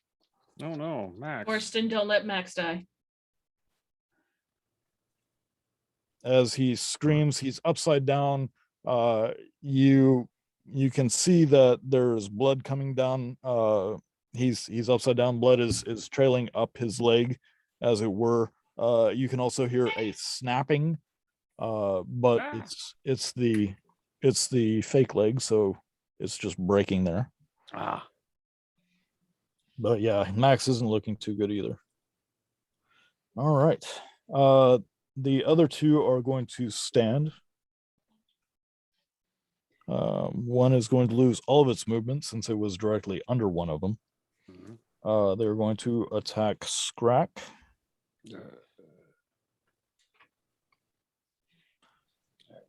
Neither of them hit you. I got a 13 and a 3. Those miss. I am It's- rolling terribly tonight. It's my tail. It's just moving. It's like nope, Yeah. nope. Distracted by the panda tail. Blocking all the vision. Little all the nubby things. tail. I was going from Rusty. Everybody's casting nuh-uh. All right. Haskar. Haskar, you are up. all right. So I'm going to hit the one that I hit and start him to vibrating. Mm-hmm. I'm kind of liking this whole thing. And does a 24 hit, 24 hits. and he takes 13 points of damage and whatever vibration the damage the vibration causes. Okay. So as you slam it against this one again, that vibration stops abruptly, and it turns and looks at you, and it rises to its full height, arms, all 4 of its arms sticking out, and it starts to scream at you, but no sound comes out. As all of a sudden, you need to make a Constitution saving throw. Get above a 14, please. How about 11? An 11. So as it goes to silently scream at you, that hammer's vibration that you can hear, it goes and gets so high you can no longer hear it, and you just see the creature swell up and explode into a red mist, bones and everything flying back. You are knocked back 5 feet and prone. Okay. You are on your back, sir, covered in All gore. right, I'm going to stand up, use half my movement, and hit the next one. All right. And look a little like scary now because I'm literally dripping in blood and kind of laughing a little. I'd feel it. 27 hit 27 definitely hits. and needs to make the DC save, and that one takes 11 points of damage. Okay. So as you crack it up beside the head and that vibration starts up again, its head starts shaking a little bit and it kind of shakes it a little harder and then just kind of looks at you and gets down on all fours and just screams at you. It's looking really rough though. Cool. And I am going to use my Echo to teleport, switch places with me. Okay. So as now you I'm get- now so you're now where I'll it be was on 30 the feet away. No, he was like just on the other side of where Scrack was fighting. Right, you said 30 feet separate Yeah. from him. Okay. Yep. So I'll So full teleport on the distance. other side. Yeah, teleport on the other side of Scrack is fighting, and run towards Scrack from the opposite side, so I can hit the guy underneath. Okay. So Right. as you teleport, suddenly in front of this howling maggot who is screeching at him, you're no longer there. It's just this pink clad fancy boy version of you. And he's like, oh.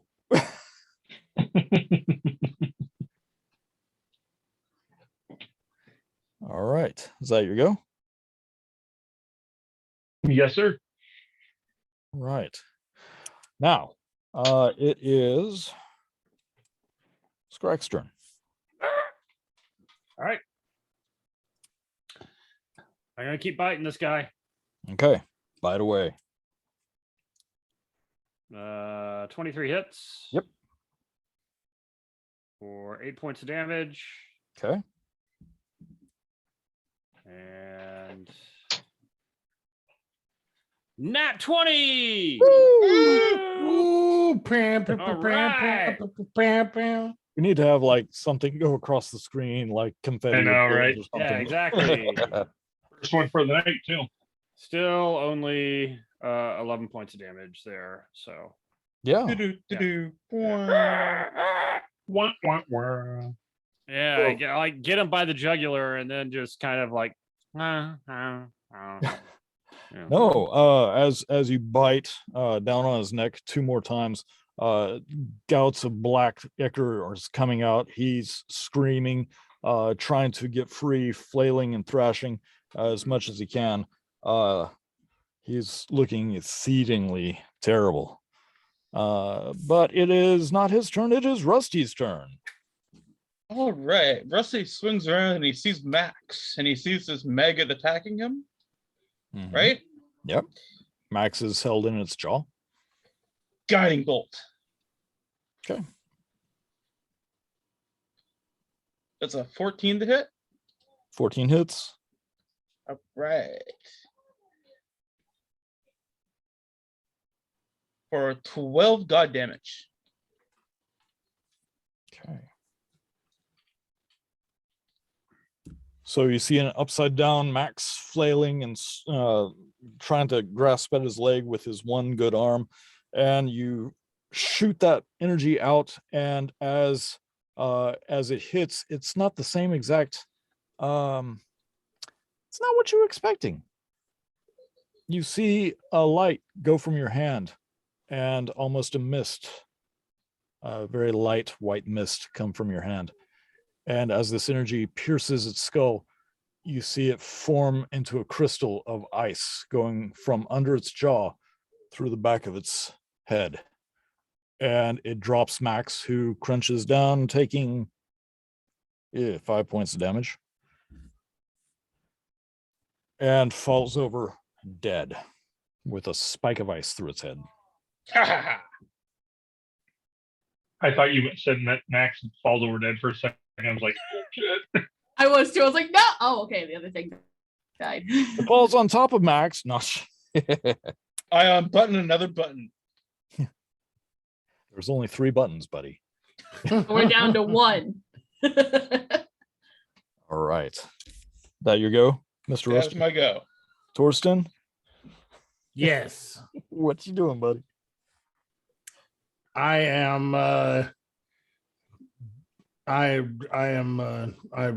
how close am I to the to the ugly thing? I'd say it's moved closer, probably about 25. So it's long and lanky versus wobble scrotum. Let's go. I I just I guess as a bonus action, It's at a loss I'm for gonna words, folks. I'm gonna hold up my shield, so and like like, hey, it worked out well last time, and I'm gonna like channel some magic through the shield, see what happens with the red spike. All right, I want you to roll D20, please. Just a raw D20, huh? D20. Raw dogging it. 7. 7. Okay. So as you channel your energy into it, you don't notice anything immediately happening, but as you're like, come on, do something, shoot out, you start feeling warmth against your forearm as the wood begins to smolder and turn black. Not what I want to happen. Not at all what you want to happen. It does not do you damage, but there's black smoke coming out from it now. Okay. So wave that off. And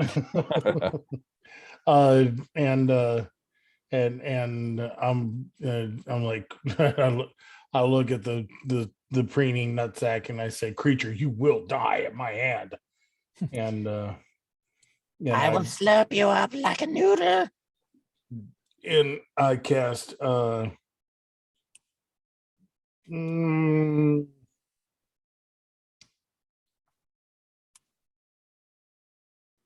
I'm gonna cast Scorching Ray. All right. At it. All 4 rays at his stupid face.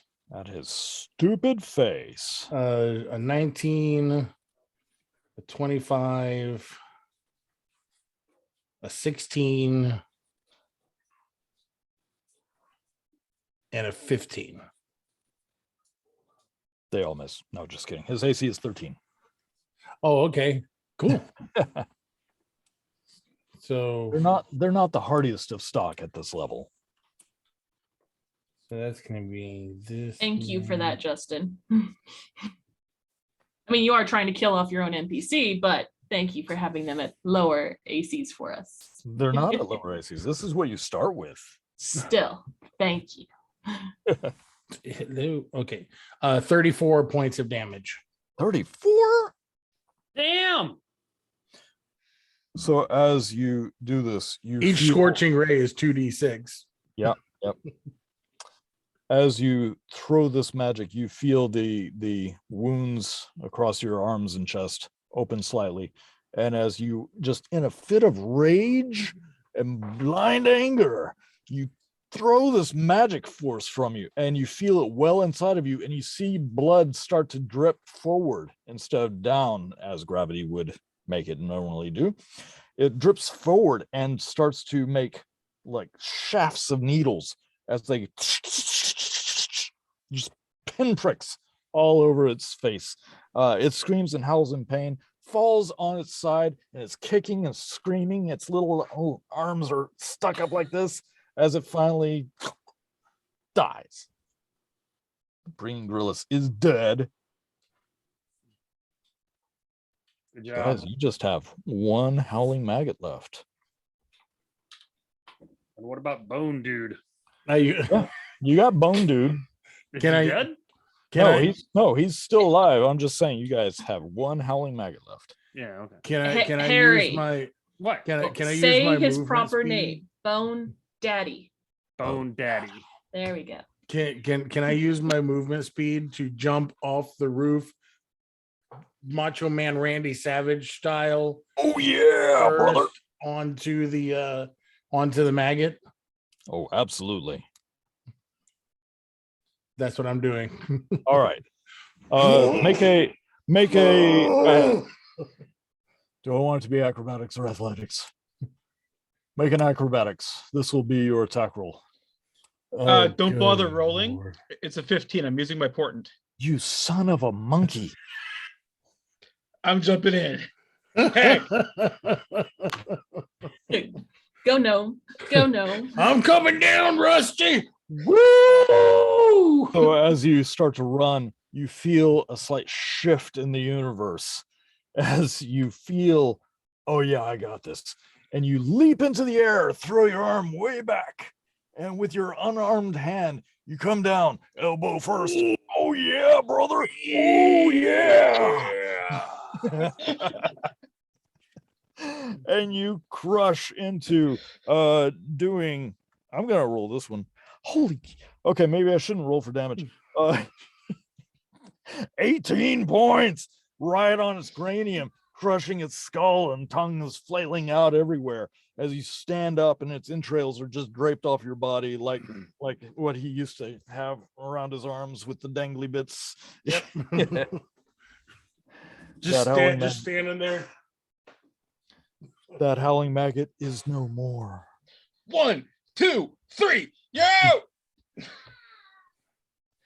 Cream always rises to the top. All right. Whew, okay. Yes, we're old. Yes, we are old. All right. So But we're now funny For that those of you sometimes. that younger generations that are watching us, that's all wrestling talk. Yeah. A I think I while know. ago, wrestling. It's the Again. snap into a Slim Jim guy.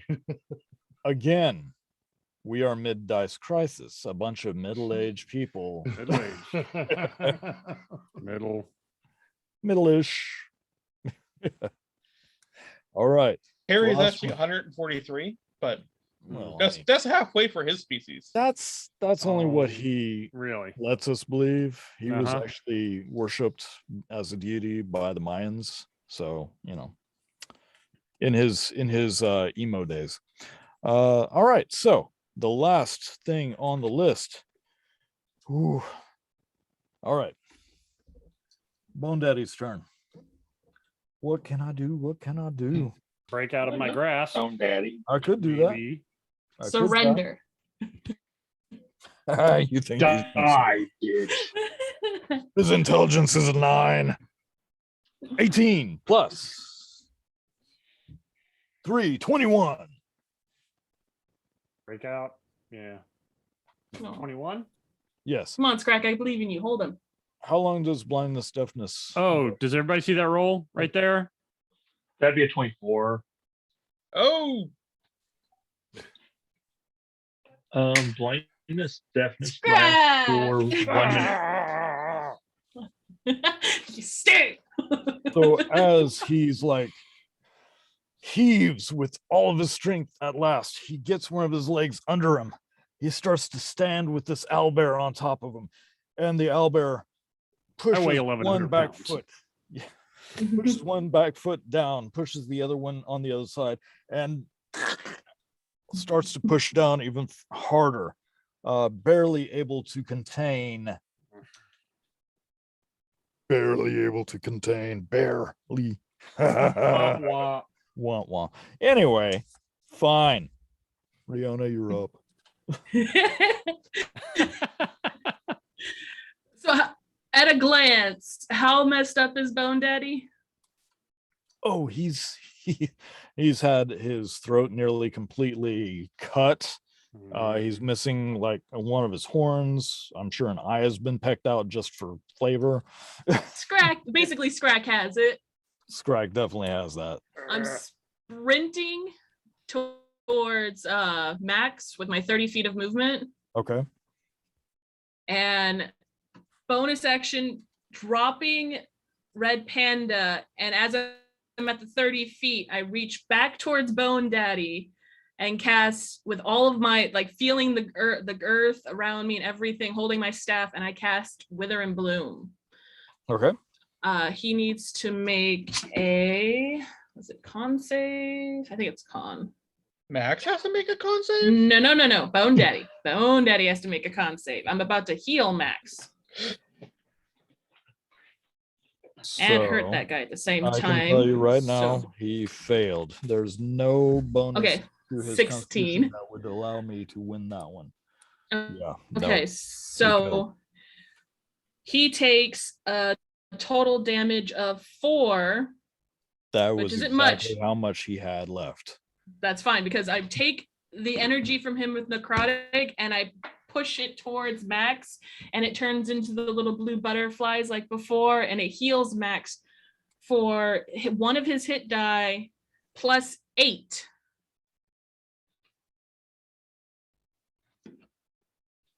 Okay. Nice. All right. We will say the bleeding on his leg stopped. He does have other wounds that are slowing. Mhm. He's looking rough, especially for 100-something-year-old human. But he is alive and he is trying to push himself up onto with his good arm. He should be wadded up like a piece of paper. Right? Just about. You can die when I say so, old man. He's not dying. Not now. Yes, the underfiend is now. Yay! So Scracky just goes limp in your arms.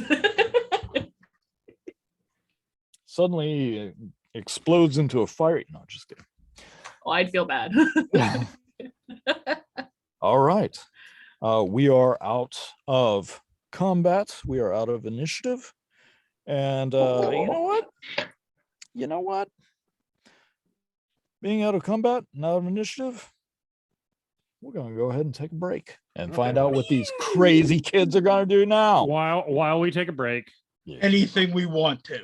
I'm basically again spreading Bone Daddy out and making a nest. Surprisingly very dry, very little moisture Just to him. bones, little bone nest. Just making a nest. Gonna lay down. I'm not bathing Scrack, guys. No goes right there. All Not right. bathing Well, Scrack. we will be back All right, in 15 minutes. Enjoy Yeah. your break. sounds good. Wah.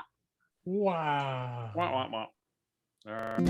Hi everybody, Riona here. I'm a 22-year-old human with flaming red hair who has 3 best friends, Hall, Oates, and Hasgar. Hasgar is a grumpy dwarf, and Hall and Oates are my pet llamas. I love to knit and spend my day on the farm.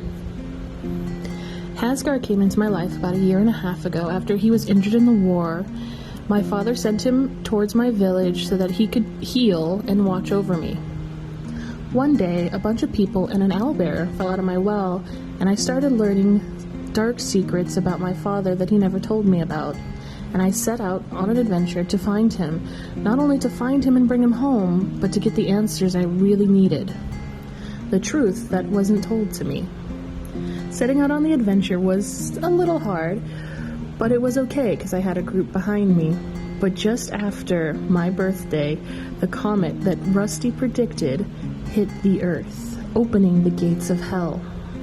So choosing to leave behind everything I love so that they would be safe, I set out with a group of, well, let's call them friends. My first real friends. You know, besides Hasgar, Hall, and Oates. Now we set out on our adventure, not only to get answers, but to survive the gates of hell being opened onto our world, and I'm wondering if we'll ever be able to find those answers, let alone survive. My name's Rusty. I don't usually say very much, ever since I got my throat hurt in the war. No, wait, that's not me. Hi, I'm Rusty. I went to the magical university for about 1.5 years until I was invited not to. I was really only there on behalf of my parents. They're rather influential. I had a vision of the end of the world, followed by many more visions. I can't tell which ones are true and which ones are false. For the last 20 years, I've spent prepping for the end of the world and trying to convince others that the things I see are real. It hasn't worked. Until now. I found a group of adventurers, and we traveled into the unknown. And then came the end of the world. That's right. I was right. Well, now we're up against it. Can't say I didn't warn you. My name is Haskar Bonesplitter, and I used to not talk too much because of an injury to my neck. Now I don't talk too much because I'm not much for conversation. Or other people. Especially Rusty. Man, do I want to kill him. I came home from the war to watch over my commander's kid. That's Riona. Little did I know that I'd be following her on some damn fool quest to find answers about her past. Even less did I know that idiot Rusty would turn out to be right about the end of the world. My injuries were healed by a lunatic gnome named Davidos Busby, or some version of him. Things got weird. Even weirder when the side effects of the healing was to turn me into an unstable Echo Knight. I never know what or when I'm going to poof out, leaving behind some kind of echo behind. Anyway, Torsten is okay. He really seems to care about everyone, but I like Scrack the best. We both don't like to talk. There, all caught up. Now go away. Let me tell you about Scrack the Intelligent Owlbear. He had no clue who he was before the day he became intelligent. Let me tell you, now he can think and reason and do math and things. He's amazing, and he's huge. He's like 8 feet, 7 inches, or something like that. He's big, and he's also very strong. And have you seen the claws on that guy? Super sharp. I mean, they can cut a rug easily. I mean, everywhere he goes, he seems to ruin rugs. But I digress. So Scrack is really awesome. He can think and he can feel, and we already covered that subject. But anyway, he's huge and he's strong and he's smart. And actually, I think he's probably smarter than the people that he's actually traveling around with right now. But I mean, they've seen a lot of stuff. He's been in the circus, he's been in the Thieves Guild, he's been in a wizard's tower, and he's done all this traveling with these guys. And you know what he only asks for? A silky chicken to snap into. My name is Torsten. I'm a cleric of Tyr. I'm not really the preachy type of cleric, more the bringing the light to the darkness by setting the darkness on fire kind of cleric. I thought my greatest test of the gods was behind me when I had lost my family and parts of my face to a random group of rampaging demons. A tiny part of me still holds on to hope my family made it out. Of course, I have been shown that is definitely not my biggest test. PTSD dreams notwithstanding. In the last 5 days, I've lost my whole church to a mysterious cult where they turn you to ice and undead. I made friends with a grumpy warrior dwarf, a farm girl with a great and mysterious connections to the Fae and the wilds, an enlightened owlbear, and a couple of llamas. I made a new enemy with some weird cultist assassin, and now magic doesn't work right and my connection with Tyr is, let's say, difficult. Why is that, you may ask? Well, because of the weirdest thing of all. My friend Rusty. I mean, he didn't do anything except he totally had a vision about the end of the world by comet. And it happened. Now it's me, Rusty, and our new party of friends versus the end of the world, rampaging demons, and hellgates from all dimensions opening up around us. Hardly seems fair. Maybe we should give them a chance to surrender. And we are back. Thank you for being so patient and waiting for us. We really appreciate it. Again, we are Mid-Dice Crisis, and we are playing Planet Apocalypse. Sandy Peterson at Peterson Games. Go check it out. And like, share, and subscribe. We really appreciate it. Scribe. So, as we just get out of our combat, we see everybody is standing around various demonic entities, and you do all notice that they begin to dry up and crumble away. What are you guys doing? Oh, so you don't let me have my nest of bone fiend. It's a very dry nest. It's like you're going at it, and then as you're moving the bones, they just turn to ash around you. Are you going at it with the demon, or Oh yeah, like marking him? It's my territory. phrasing. Yes. All right. I I get a nest out of this. That's just like you. That's Sprinting the rest of the way to Max, sliding down next to him, hand on chest, other hand in the dirt, gripping the earth, saying, "You're not dying right now, Max," and healing word. Oh, okay. Like I'm trying to use the earth to draw energy in to heal him. So as you do this, the power flows, and he gets a total of. Let's see, 8 hit points. Okay. He's looking better. Are we able to say that we're hanging out and getting a short rest? Well, currently the city is on fire, and as the acrid smell of smoke is wafting down, I it suppose was. resting comes in a few minutes. Then fine. I trot back over to where the ugly nutsack and the first guy that I You got to be more exploded, specific. back over to I mean, the guy I exploded. Mhm. I'd run back over to him to see if my yellow spike is still inside him. Okay. Giggity. So, giggity. So the former adventurer, yeah, he is basically a burnt out husk at this point, and you do find your spike. There is still some cord attached, some bit of the wire. So do with that what you will. Yeah, I just wrap it up, put it in my backpack. Okay. Roughly. And I go over to where the preening nutsack was. Okay. And I kick it just because I can. As you kick, Take it's this like- shiny thing. as you kick him, he breaks apart like he was a molded ash, basically, and falls apart the rest of the way. Has the spine whip disappeared? Spine whip's still there. I would like to check that out. Okay. How heavy is Max? Oh, Max, I believe he is 92 pounds, roughly. Rough. So realistically, I could pick him up and put him on my back. Realistically, sure. I mean, what's your strength? You've carried llamas.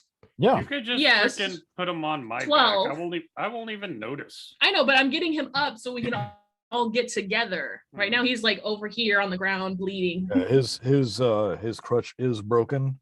Call me over. So let's do this. Firstly, the town is on fire. People are still screaming. You see through the smoke and the cinders floating through the air.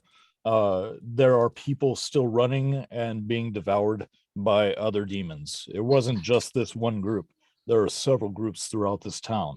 There are familiar shapes of what you just fought, other irregular shapes, and even on occasion, something aloft in the air with wings circling, staring with cold, burning eyes through the smoke. The creatures that you fought and killed, as I say, they turn to ash and dust, and the Skelemal, let me see. I actually do have around here. Oh, wait. There we go. What was that? The weapon the guy was using? That was the weapon, yes. It is. Yeah. So it is available. Okay. if anybody wants to grab it. If anybody wants to like search around, see if there's anything else that they might have, go ahead and make a investigation. I'm going to hasten back to my friends and tell them wisdom probably says we should make for cover of the woods. Where 16. is our I rolled- cart? I roll a 17 for investigation. 19 for investigation. Okay. So as you're investigating, you're pushing through, the bodies give way. You can feel them drying out under your touch. At first they feel solid until finally they just completely collapse under the weight. You do find the skelemal. It is a whip made of spinal column and a skull, bound in iron. So it's all put together with iron. Heavy. Seems pretty evil to me. If you want to use it, I can get the stats for it and send that to you in a little bit. Are you proficient in using a whip? No. It seems pretty evil. I was thinking about like trying to crush it. You can, absolutely you can. Do you want to? Yeah. Okay. Roll for an attack.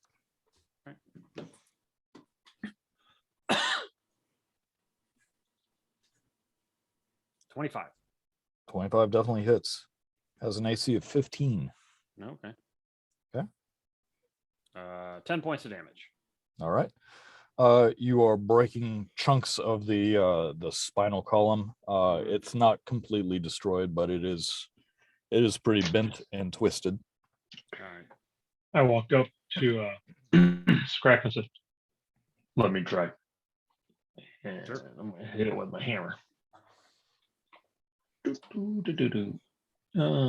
How about 18 to hit? There you go. Save DC 15 Constitution save if it can make one.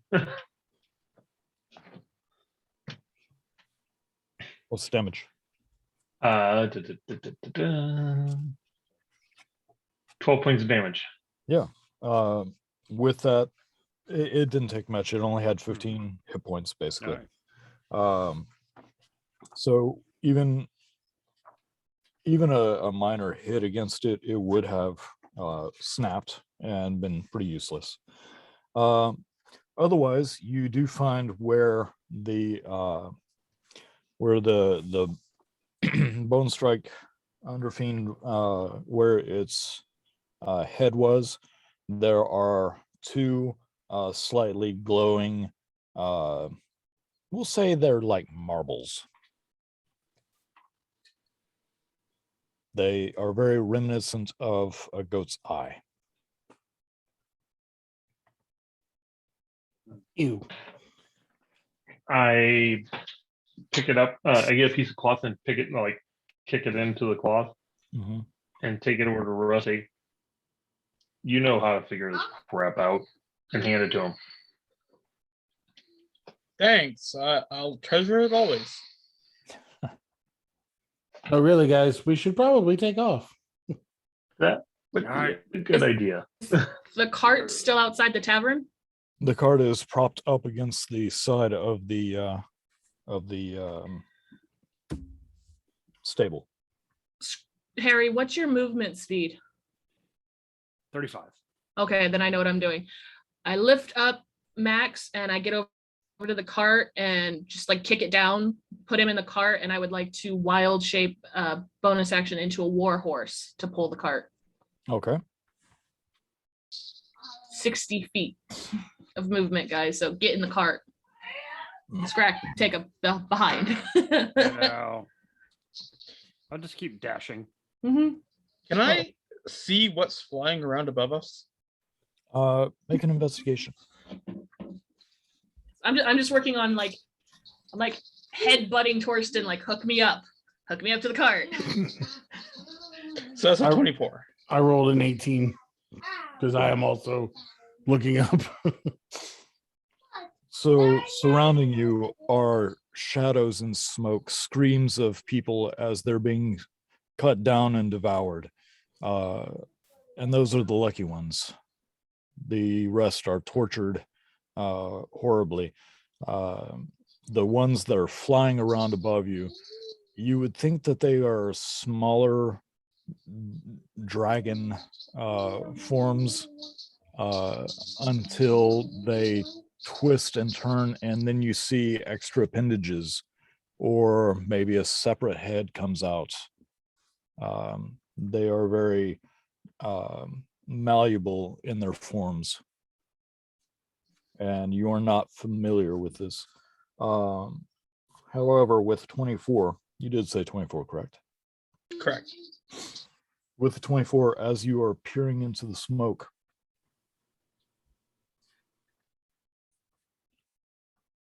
you feel a cold chill or coming from the tavern itself, as a woman steps into the hole that was broken through by the howling maggot that was thrown through that wall by Max. She stands there and blank expression, well dressed, stares at you, raises one eyebrow, and walks away, leaving Frost on the floor. Run. That's one cold hard bitch. Let's go. I jumped my little button and cart. Okay. Torsten, you hooking me up? Yep, I hook you up and then jump on your back. All right. We run and I'll gallop along behind.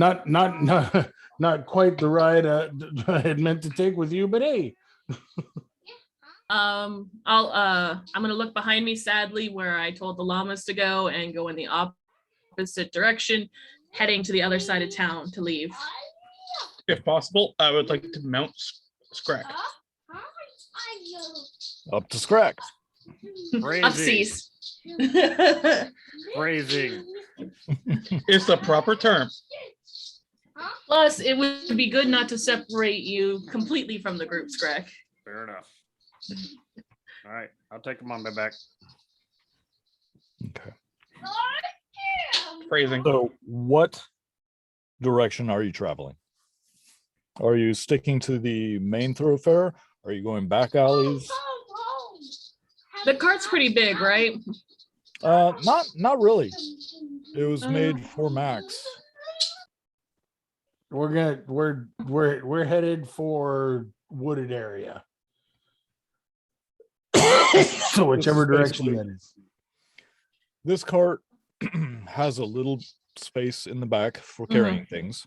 Max is back there. Yeah, grateful.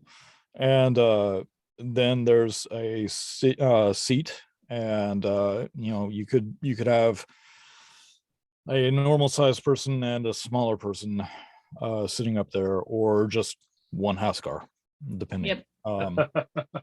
I would say, well, it is Hasgar, and then Torsten should be on my back as I'm pulling the cart. Yep. Would I be able to fit through alleys as a war horse?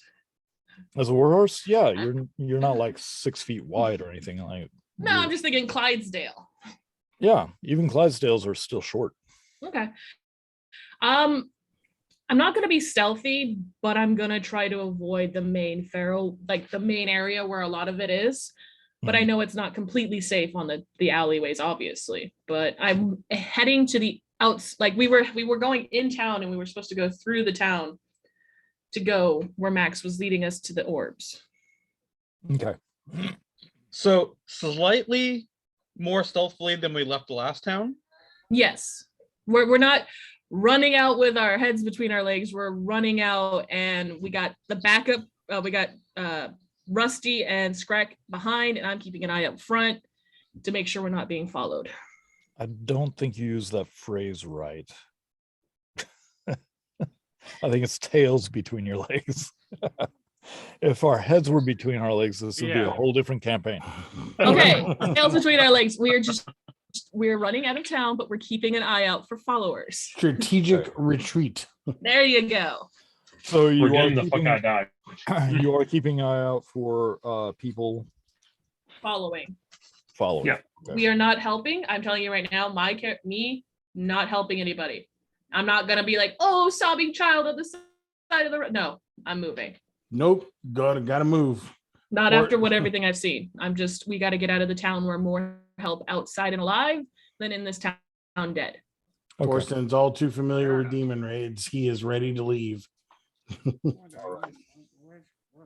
Won't somebody please think of the children? No. Yes. Yes, the demons are. They're eating them. Yeah. I will We're think we're of how they thinking- became little drumsticks so I could live.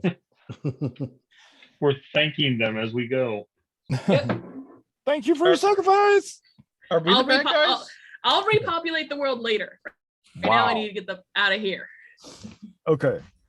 So you are going to be going past a few buildings.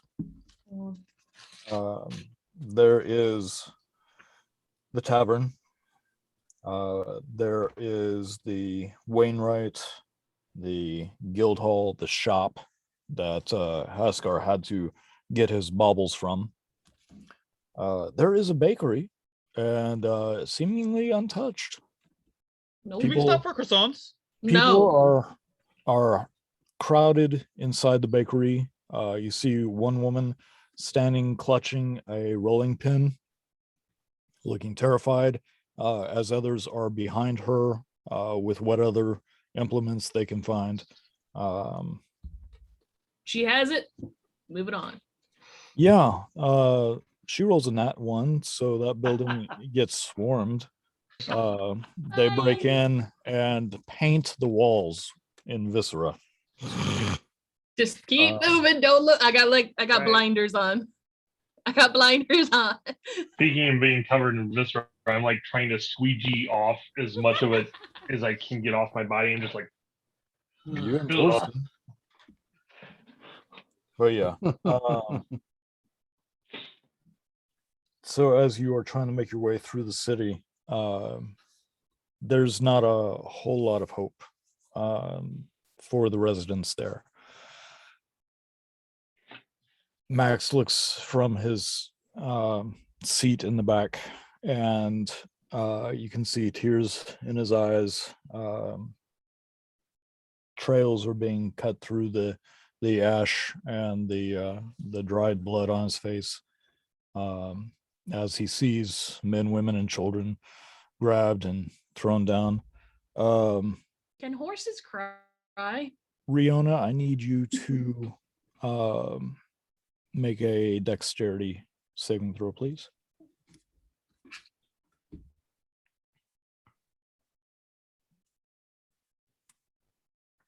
Dexterity saving.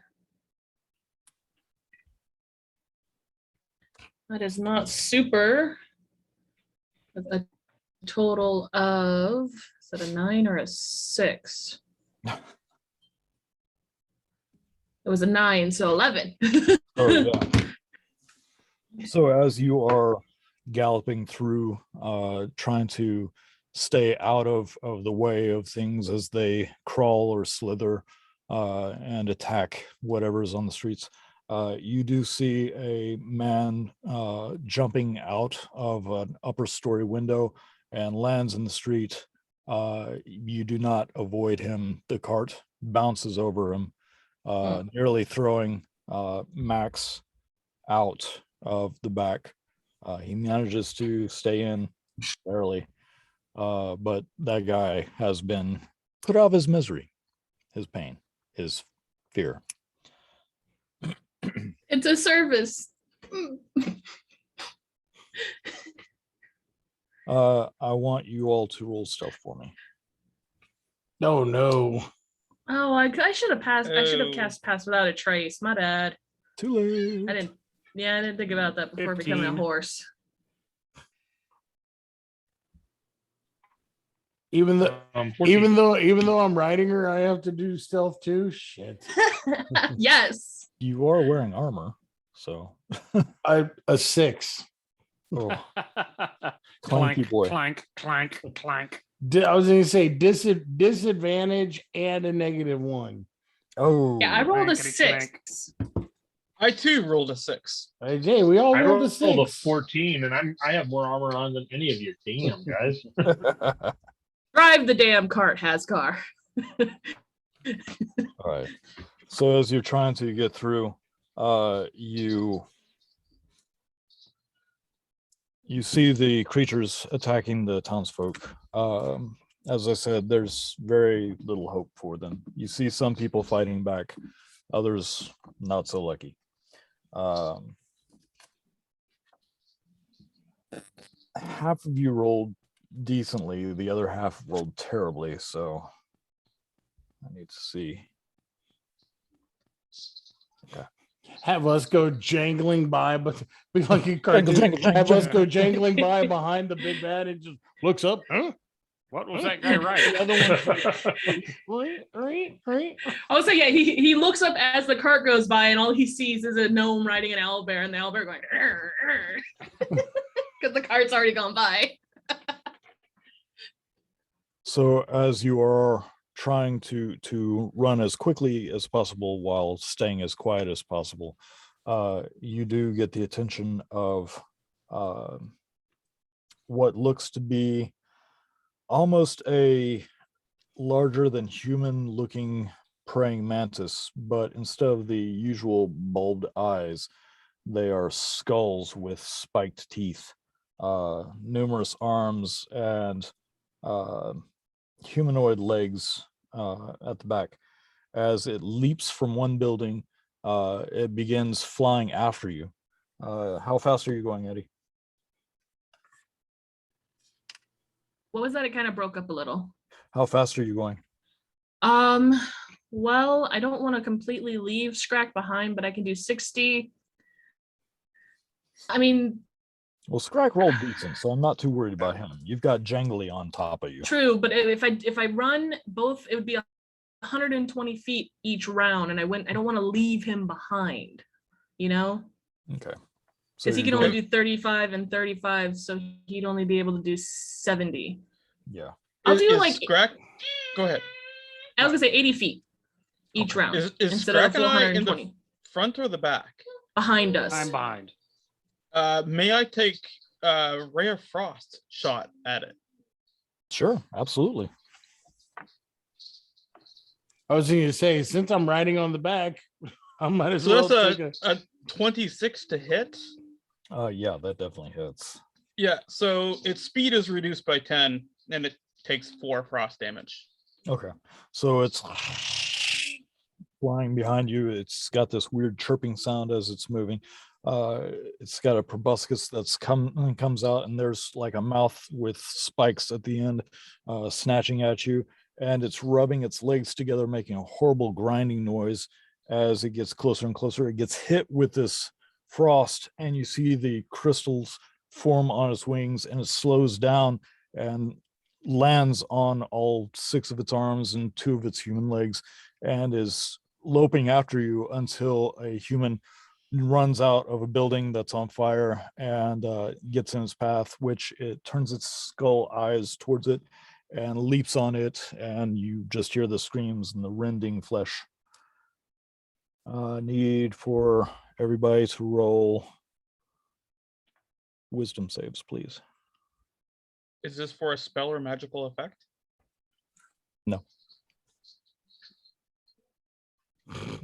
No. 14. 15.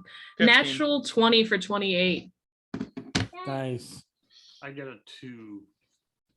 I got a 24. That was really pretty. When my die rolls and gets natural 20, little blue flowers grow on it. Aw. I like that. Ascar, what did you get? 14. 14. Okay. Scrack, you've seen some stuff. Yeah. Something about this is more than you bargained for. This hurts to watch people. You don't know these people, but still seeing them chased down and torn apart and devoured, with no hope of survival, it bothers you. Bothers you greatly.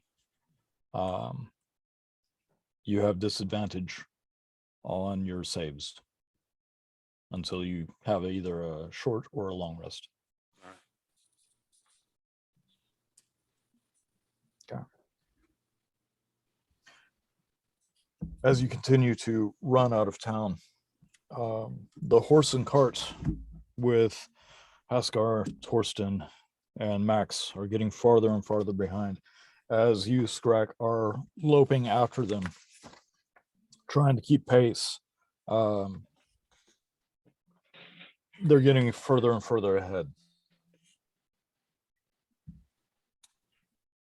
I pull back on the reins. Real. Slow. I would slow down. Scrack's falling behind me and get slow. I'll just do my instead of full 60, I'll do instead of doing the 80, I'll bring myself down to 60 so he can catch up. All right. So as you slow down, you're waiting on Scrack, and Rihanna, as a horse, I need you to make a wisdom saving throw, please.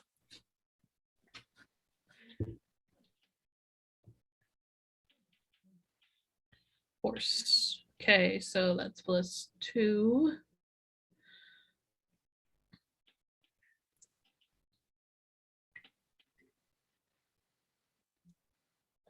$13. So as you are getting closer and closer to the edge of the city, the buildings are separated more and more. You can see people ahead of you running. Some have a few bundles that they've cobbled together from their homes as they run. Some are just clutching their children. Others, they're just by themselves, trying to run ahead of you. But as you break past them, even though it is still you do take on some horse-like attributes. And when your foot hits the ground where it should be crunching under your feet with the cold winter soil, instead it's warm and squishy, and you hear the squeaks as you're running across the backs of rats. There are a bunch of rats. They are fleeing the city or the town, just like the people. What direction are they going? Same direction you are. I'm gonna try to avoid stepping on rats and follow them. Okay. All right. So we will. I'm still slowed down a little bit, but I'm aiming towards wherever they're going. Yeah. So right now it's doesn't look as if it's a cohesive thought that they're all trying to go in the same place, much like the people that are in panic running. With a 13, it does startle you, and you try to avoid, just as you said, hitting another pedestrian. Okay. You feel the back of the wagon lurch a little bit, and you hear him yell, but he continues to yell and curse at you, so he's got to be all right, right? In my mind, he's fine, just keep going until the rats get him. Anyway. But once you do hit that end of the city, where it's more farm and less trees, the very dim light from where the moons should be is the only light aside from the glowing yellow and orange from behind you. As the city itself burns, you can still all hear the screams of the people that were surprised, just as you were, by the terrors of the demons. Where are you gonna go? Are the rats still going the same direction as the humans, or do they look like they're banking off somewhere other direction? They're all just scattering. Just scattering. Aiming towards woods. Okay. In this area, you are traveling northwesterly. It's going to get into the next ridge of mountains in about a day or so. Right now, it's mostly valleys and hills. Not a whole lot of trees. I got about 3 hours as wild shape. I'm just gonna go until I can find somewhere for us to hide. Okay. Scrack, are you continuing? Yeah. All right. For the sake of brevity,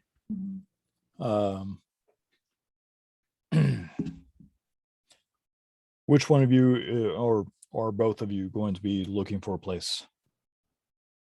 Well, I think, well, like myself, I'm going to be on the lookout because I'm just sitting on top of her. Okay. And I'm riding on top, so I'll keep you in a lookout as well. And I'm just following behind, kind of freaked out. Okay. So for those of you who want to look for shelter, need you to roll a perception or investigation.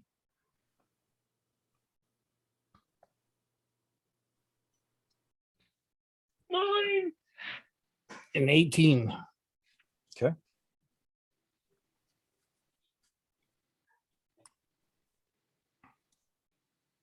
Riona, were you rolling? I'm not really looking for too much of a place to hide. I was thinking about it. Like my Okay. goal is to keep going and then let them. I'm just keeping an eye out in case no one's in front of me. I'm not looking Okay. for an actual place to hide. Torsten, So Yes. as you are holding on to the back of Riona, of course, she doesn't have a saddle. So you're just trying your best to hold on. Luckily, you're tall with long legs and you can grip the sides pretty well.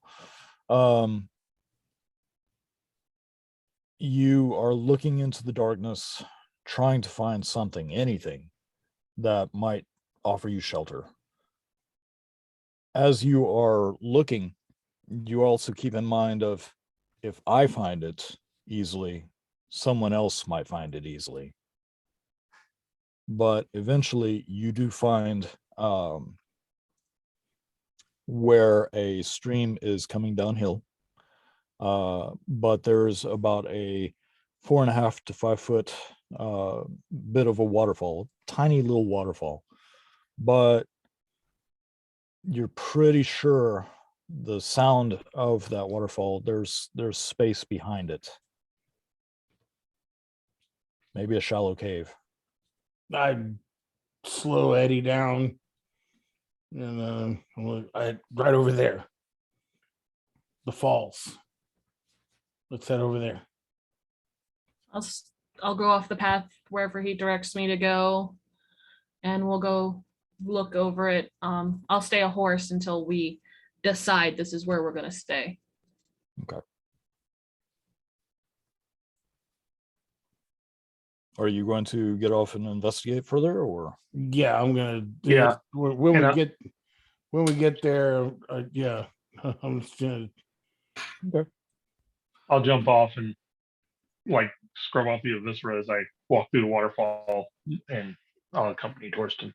Yeah. Inspecting them. No, I cast just like a dim light on my mace, so that I can at least see where I'm going. Okay.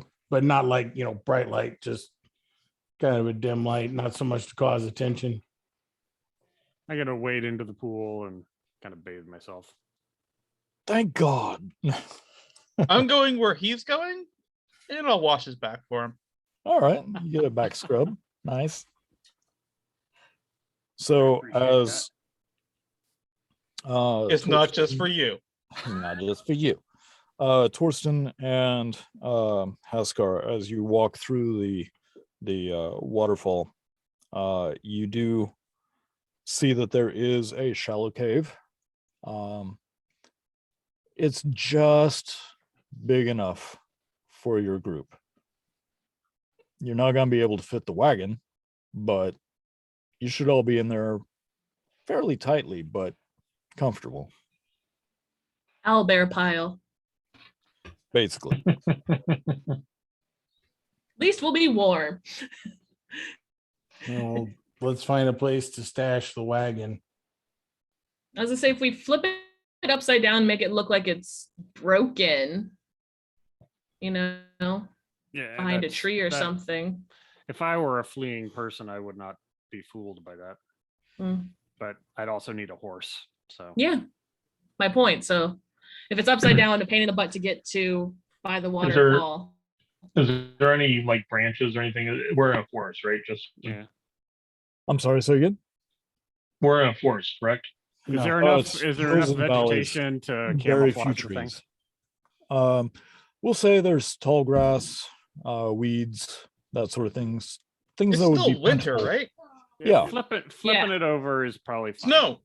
Yeah, Yeah. I was gonna say, flip Yeah, it snow. over so it doesn't get inside the car and let the snow just build up on top of it. All right.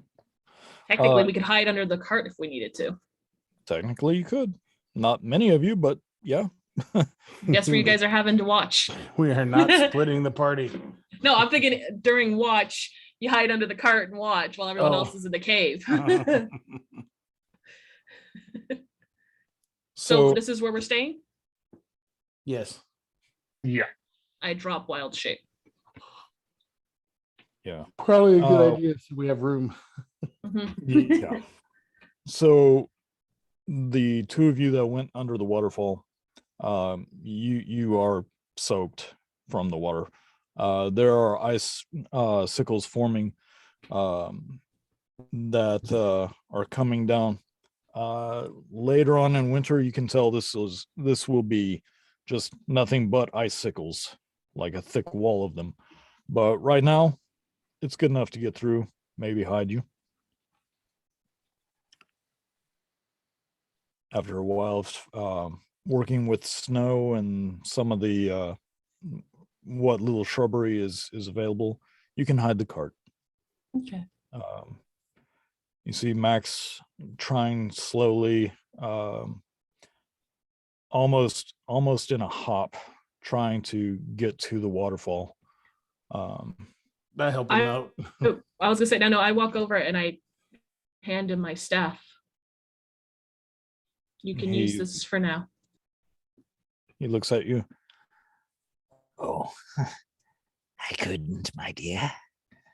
Thank you, though. That's better than you hobbling around.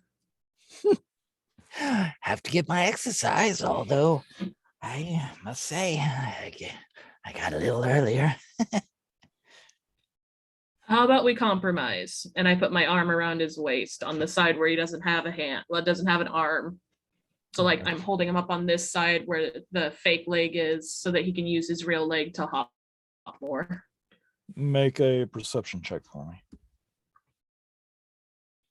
That's right, I'm using my phone. Perception. 11. Okay.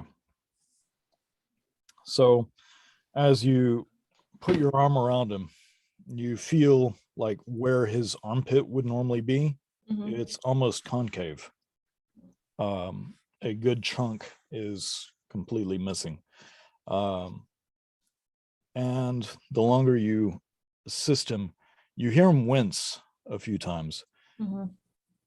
And then you notice your hand isn't quite as cold and numb as it was. I move and I look at my hand. Is he bleeding? Yes. Mother son of a.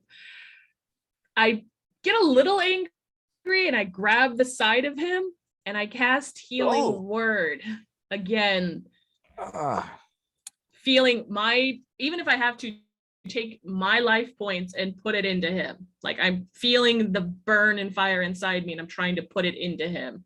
Okay. What you got? Let's see. So spell heal. Mother fudger. 7 points of healing. Okay. Stop bleeding. Oh, thank you, my dear. I think it's best if I lay down for a bit. I help him into the cave. I sit cross-legged and I take my cloak off, pillow, I point, head. I gotta make sure you're still breathing in the morning, old man. Oh, don't worry about me. I'll be fine. Just need to rest. You don't still happen to have any of those llama wool blankets, do you? Digging around in my backpack and I pull out a blanket. Cover the old man. What are the rest of you doing? I'm gonna start setting up camp. I just tell them if we're gonna start a fire, it should probably be small and hidden. I can be the fire if we need it. We need to set up watch. I gotta Oh, curl so up and go to outside. sleep. Yeah. I can imagine Scrack's behind me. I'm leaning into Scrack. We got Max in my lap. Rusty, you're gonna be like right here. I'm gonna take first watch. You're gonna take first. Okay, so then we got Hasgar right here. And is anyone gonna help Rusty with first watch? Yeah, I'll go with him. So you're gonna go. Okay, so Torsten's next to me, and we're laying on Scrack, and I'm watching Max as I doze off. Torsten's next to me. Thorsten, having had a day of free bleeding, is also going to sleep. Just putting it out there. Not a scratch. So I just Neither, but mentally I was asked covered I in can- blood. I can Oh yeah, mentally totally fix screwed. that. I can totally fix that for you. Scrack, you're supposed to be keeping us warm. Just shush. So I get out my cloak that she made for me, the llama cloak, and put it up over my head and like around me, and get like roll around in the snow and just kind of hunch down. I don't sit by the wagon because it seems to me just stupid. But I'm gonna get basically covered completely in snow, so I look like a mound. Okay, that's not difficult. You already are a mound, so cover. I'm gonna walk around a little bit, make sure I don't see anything coming. Stealthily. Okay. So it was a little bit of time before you came to the stop. There's only the faint glow of the town burning way off in the distance.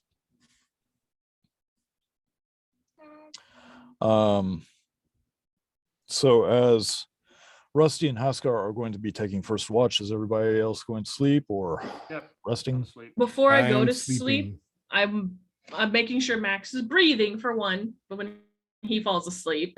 Oh yeah, But I would like, yeah, he's at 22 I hit just- points. He's healthy. just Ish. that it's like, okay, he's breathing. So I'm gonna try to focus and I'm gonna hold the staff and I want to try to cast locate animal. And Okay. within a 5-mile radius, I want to see if I can feel Hall and Oates. I just want to feel for my llamas. Okay. Trying to use the staff as my focus. Sure. As you are gripping the staff, you are searching for your llamas. You're trying to find them. 5 miles is a huge area, but with you running this way, them running the opposite way, you grip onto your crook tightly, and you can almost feel the wood of your staff kind of crush in a little bit, molding around your fingers, almost as if it wasn't quite solid. And then you feel a very faint butterfly flutter of recognition. They are far away, almost out of range, but They are there. Just tears roll over and snuggle my face into Scrag, knowing just the joy that I know they're alive for the most part, but they're running, and that's what I told them to do. And so now I get to cling to Scrag and cry into him instead of them. I pat her on the back before I go to sleep and I say, "You did very well today. We all did very Tears. well today." And then I'll go to sleep. Torsten, Scrag, and Riona go to sleep with a very, very asleep Maxwell. So as you are all trying to stay warm by the meager fire, using your body heat, especially that of Scrag, since he's so much larger than the rest of you, he's just putting out so many what is it, BTUs? Yeah. It's like a down comforter. Right. That'll eat you. So yeah. As you all fall asleep, Rusty and Haskar, roll perception for me. 15.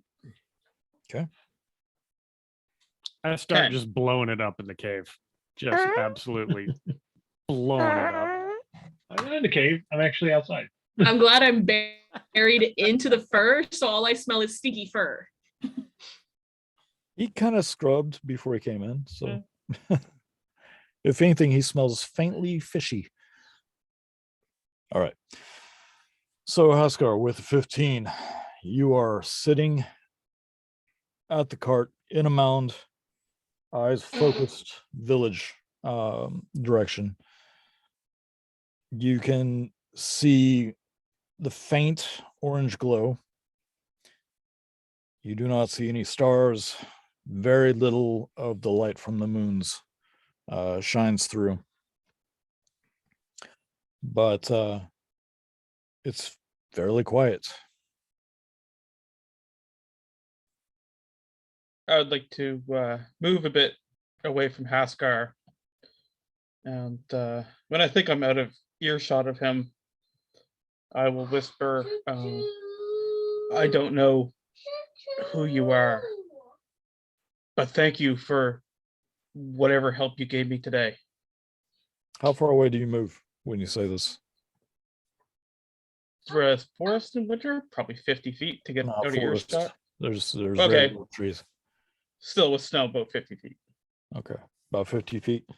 Walking around, you mutter under your breath. Haskar with 15, you probably don't hear that. But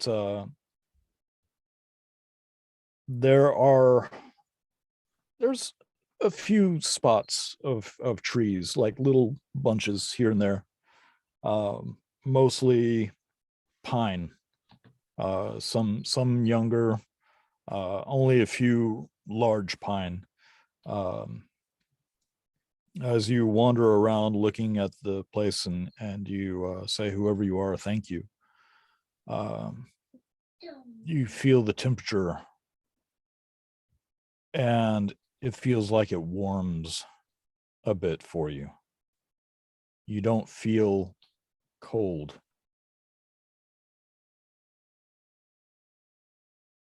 And as the snow begins to fall, each one that lands on you, you expect to feel on your skin the cold touch of the snowflakes.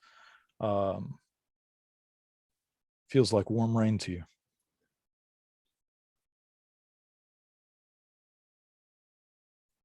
Oh, I don't know what I've done to earn your gift, but thank you. Anything you want to do, Haskar? no, just try not to freeze death. Okay. Just keep an eye out and just keep an eye on Rusty, make sure he doesn't get in trouble. Too late. Just hanging out. Throughout your watch, some snow falling. Yeah, with a 15, you don't see much in the dark, but the hills and valleys, there's a light dusting of snow over the majority of it, so it does glow a bit, what little light there is, and you don't see anything crawling, slithering, or flying towards you. All right. Cool. Which one of them do you think we should wake up next? I think Torsten. I think Torsten needs long sleeps, needs long rests. Haskar, do you think that these guys should have their vitamin D checked? Have you noticed how much they sleep? Yeah, but they get hurt a lot. They're squishy. It's kind of weird. I'm the wizard. I'm supposed to be the squishy one. I know, and I'm the only one that ever hurts you. That's kind of bizarre. Let's wake up Scrack. If he doesn't want to, something else. We can do someone else, but Yeah, he's a good one. He's loud enough. I haven't even been hurt, guys. I'll do it. You'll do. you can do didn't third say you watch. would. No, Yeah, I didn't. You can 'cause do third watch. Okay, I'm fine with that. I go. Like, you want to wake up Scark, or you want me to? As we walk in. To wake the sleeping owlbear? You can do that. That's right. I did the callback. I reach out with my toe and nudge him. Scrack, you know. What? Watch. Your turn. All right. He moves, we all just tumble. Just go. Yeah, so I just stand up and like everybody flung I to the take side. this spot immediately and sit there and go, oh, it's so much warmer. I just fall into Haskar. Clang. Ow. I scramble to gather a warm spot where he was lying. I lay off to the side by myself. I reach out and I grab Rusty. Oh, never mind. All right, I go stand watch outside, hide in a shadow. All right. Look around. The entire night is shadow, but yeah, there are some little bits of shadow close by the waterfall. Mhm. Some of the rocks look like, you if you Sure. punch So I'll right. just sit there. Make a perception with your usual owly advantage. 20. 20, nice. That's with my bonus, dirty 20. Okay. Still good. As you are looking around, same as what Haskar saw, very faint yellowy orange light on the horizon where the town once was. You think for a moment that you might hear someone still trying to run in your direction, but they stop for a moment and run a different direction. The wind is nominal. It is snowing a little more now. It was just small flakes at first. Now they're very large flakes. As they fall, you kind of look up and you don't really see too much in the way of clouds, but it's still snowing. It's snowing, but there's no clouds. Yeah. That's effed up. And with a dirty 20, every once in a while, against the backdrop of the night sky, cloudless, moonlightless, starless, you see what look like thin threads every once in a while gleam, just as if a spider had spun a web above you, and the light catches it just so to where you see the slight light against the web. Look like the webs from inside the bag of holding. They do not. They just look like very thin filament. We're in the Truman Show. That'd be a good one for Rusty to do. Yep. All right. Anything happen on my watch? Outside of that, no. Are we doing 3 watches? All right. I go kick Riona. You don't have to kick me, but I'll wake up. I'll get up. She shreds the skin off of your face. Get up. I roll her over. Ugh. Okay, Your okay. turn. Okay. Scrack, can you watch Max for me? Make sure he stays breathing. You don't have to do anything, just make sure he's breathing. It's okay. Okay. I'll go out and bundle up in my green cloak, produce flame, and I'll sit there to stay warm and have the owl mask on. Okay. So are you Apparently, I'm outside? still sleeping. Right. Yeah, I'm doing it by myself. I want to be alone right now. So where are you located outside? Are you near the cart? Are you near the cave? I'm kind of near the cart because I don't want to be near the cave at the moment. I don't want anyone to see me. Okay. So you find some scrub brush. Mhm. Sit down in it. Kind of wrap your cloak around you a little bit tighter. You sit there.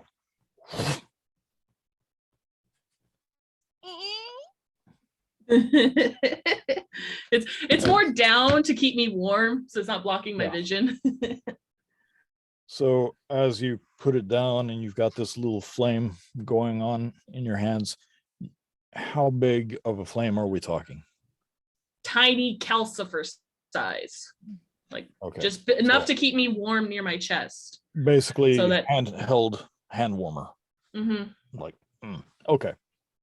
So as you do that, you can probably even get your hands under your cloak if you wanted to, as long as Just you kind of don't. holding it like this. Yeah. Little air coming out. Not to worry.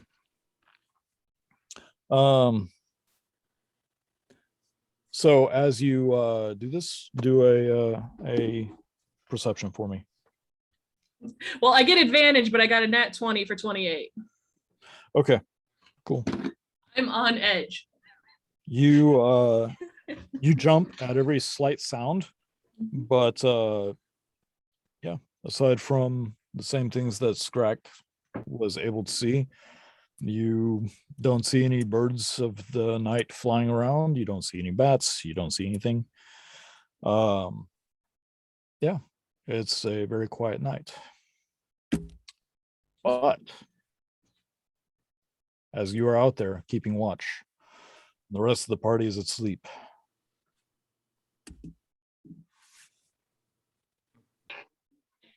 Scrack, you dream of dark woods, trees of black and purplish bark, thick pine needles under your feet, mushrooms growing on the sides of the trees, thick moss covering the rocks, and you can hear the stream with bright rainbow colored fish.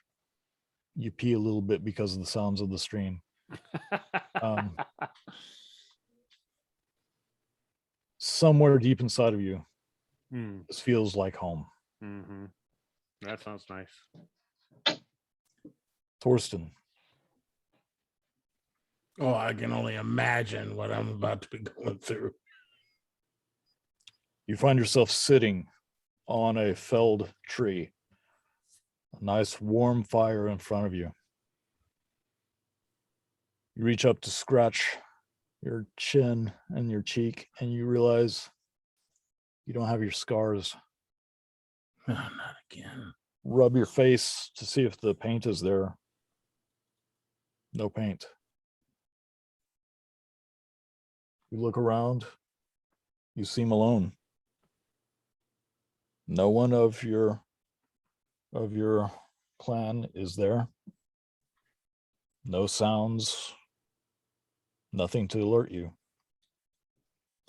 And as you look forward, you see someone sitting across from you on the other side of the fire. A very swollen, yellow-skinned, large individual clad in dark silks and gold chains and rings. Huge bull horns coming off of him, and he's smiling very, very wide, up like this, teeth the whole way. I think we have much to discuss.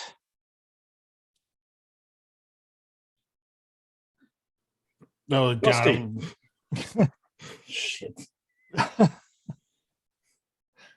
Rusty, you are passed out asleep. You are warm. You're being snuggled by Torsten. You're just like, this is nice. You find yourself in a thick, luxurious bed with comforters and with down feathers in them. You've got people on hand to serve you drink in the middle of the night. You have a walk-in bathtub in your room that is kept at a beautiful 112 degrees, just like you like it. People ready to stir up froth into the water. The marble floors are polished. You see servants standing by the windows, ready to open the curtains at your whim. And then you start feeling cold, wondering why your comforter isn't quite as comfortable as it was. And then the doors open, and this woman in white silk begins walking towards you in your room. And as she steps forward, she goes down the steps to immerse herself into the huge bath that you have walked in many times in your youth. And instead of going in the water, she stays on top of the water as you hear crackling come from under her feet as she steps forward. And with every step, ice forms. And she walks straight across it to your bed and looks at you. Her eyes are almost white with a slight blue sheen. And she says, I am here to welcome you and give you a few rules. Hey. And that's where we're going to leave it for the night, ladies and gentlemen. You got a sugar mama. That's right. A magical sugar mama. Yep. Long rest, yes. Oh, yeah. Oh, thank God. Whew. Needed that because I totally was hurt emotionally. Emotionally. Emotionally. I said goodbye to my llamas. I'm choosing Uh-huh. you guys. We're good. Good. That's an Yeah. amazing thing. That's Yeah. an amazing thing. I got you guys. We're, I'd say something rude, but you healed me. So yeah. Well, ladies a and lot. gentlemen, yeah. it is late here on the West Coast, a little Mhm. later in the Middle America area. We thank you very much for coming Flyover along country. with our coming along with our crazy group. And don't forget, we love your faces. Nothing you can do about it. Have a good night. Peace. Love you Night, guys. everyone.